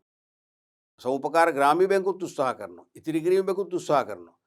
එක බැංකුවක් විතර නෙවෙයි බැංකු වර්ග කීපයක් උත්සාහ කරනවා. එහෙනම් අන්න එහෙමනම් ඒ තුලින් අපිට ඉක්මනින් පහසුවෙන් ණය අරගෙන කාරක ප්‍රාග්ධන වැඩි කරගන්න පුළුවන්. එහෙම නොවේ නම් කාරක ප්‍රාග්ධනේ වැඩි වෙන්නේ නැහැ.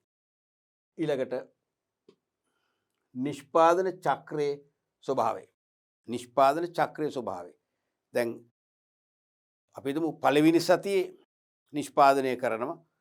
දෙවෙනි සතියේ නිෂ්පාදනයට අවශ්‍ය අමුද්‍රව්‍ය රැස් කරනවා. තුන්වෙනි සතියේ වර්ධන විභාණ්ඩ පොරපත් කරනවා. හතරවෙනි සතියේ ආයි නිෂ්පාදනය කරනවා. මෙන්න මේ වගේ චක්‍රය අනුව එක එක කාලය අනුව අවශ්‍ය කාරක ප්‍රාග්ධනයේ අසමානකම් ඇති වෙනවා. එතකොට පිළිගත හැකි කරුණු තුනකට ලකුණු භාග බෙගෙන එකමාර. තුනයි අවශ්‍ය. දැන් නම් හතරක්ම ලියන්න උළුට ගන්නට ඕනේ. තේරෙනවද? රෝම ඉලක්කම් තුන්වෙනි ප්‍රශ්නේ අවුරුද්දෙම ව්‍යාපාර මූල්‍යයේ පරමාර්ථයක් වනුයේ අවදානම සහ ලාභදායීත්වය අතර තුලනයක් ඇති කිරීමයි සාකච්ඡා කරන්න.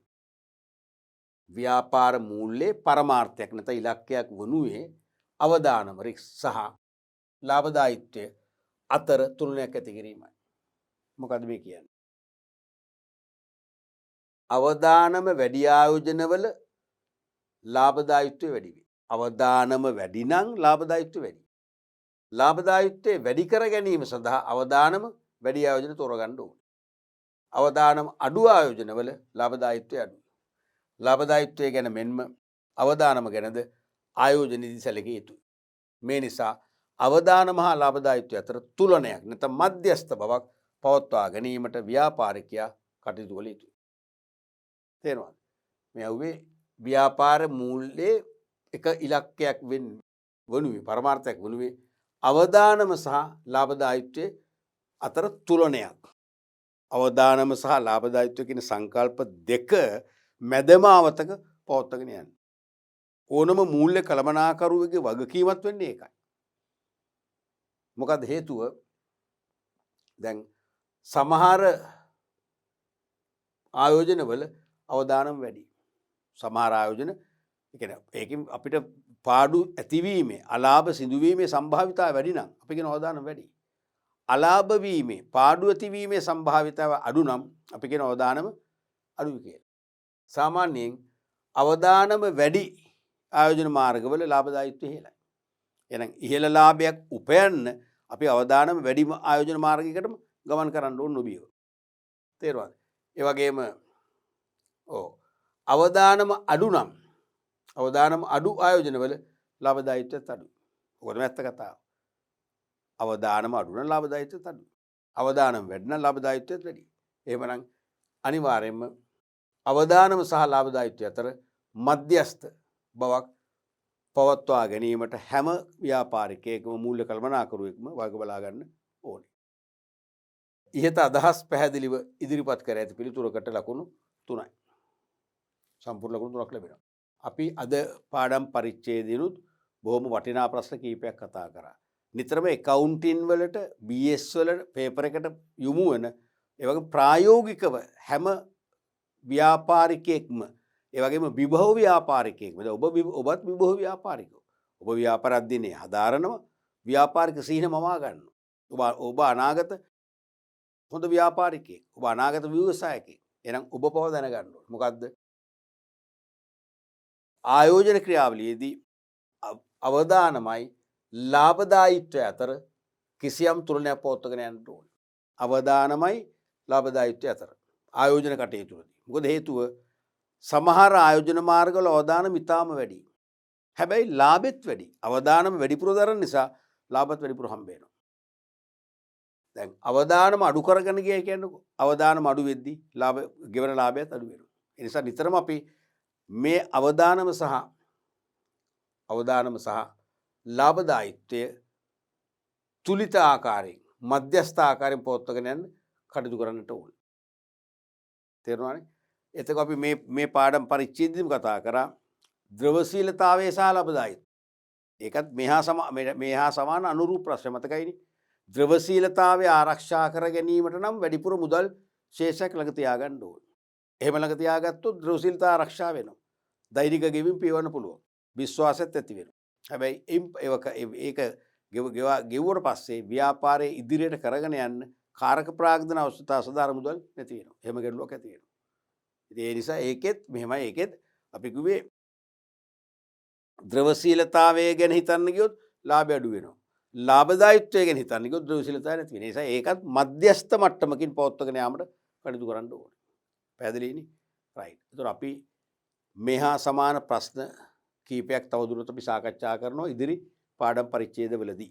තේරෙනවද? ඒ පරිච්ඡේදත් අනිවාර්යෙන් පරිශීලනය කරන්න. මොකද ඒක අපි විභාග ප්‍රස්තාව ගණනාවක් කතා කරන්න තියෙනවා. ඊටත් අමතරව මම ගොඩක් කල්පනා කරලා වෙහෙසිලා ලබන ඉදිරි අවුරුදුවලදී 2022 23 විභාගයෙන් අනුමාන කරලා හදපු අනුමාන ප්‍රශ්න කීපයක සාකච්ඡා කරනවා. ඒ සෑම පාඩම් පරිච්ඡේදයක්ම බොහොඳින් පරිශීලනය කරලා ඒ ප්‍රශ්න අවබෝධ කරගෙන ඒකේ ප්‍රශ්න පාදක කරගෙන තව ආදර්ශ ප්‍රශ්න නිර්මාණය කරමින් ඔබ ප්‍රශ්නවලට පිළිතුරු ලිවීමේ කුසලතාවය වර්ධනය කරගන්න පුළුවන්. ඔබ ඒක අනිවාර්යයෙන්ම කළ යුතුයි. අපි තවදුරටත් මේ හා සමාන විභාග ප්‍රශ්න සහ අනුමාන ප්‍රශ්න තුලින් ඊළඟ පාඩම් පරිච්ඡේදවලදී හමු වෙමු.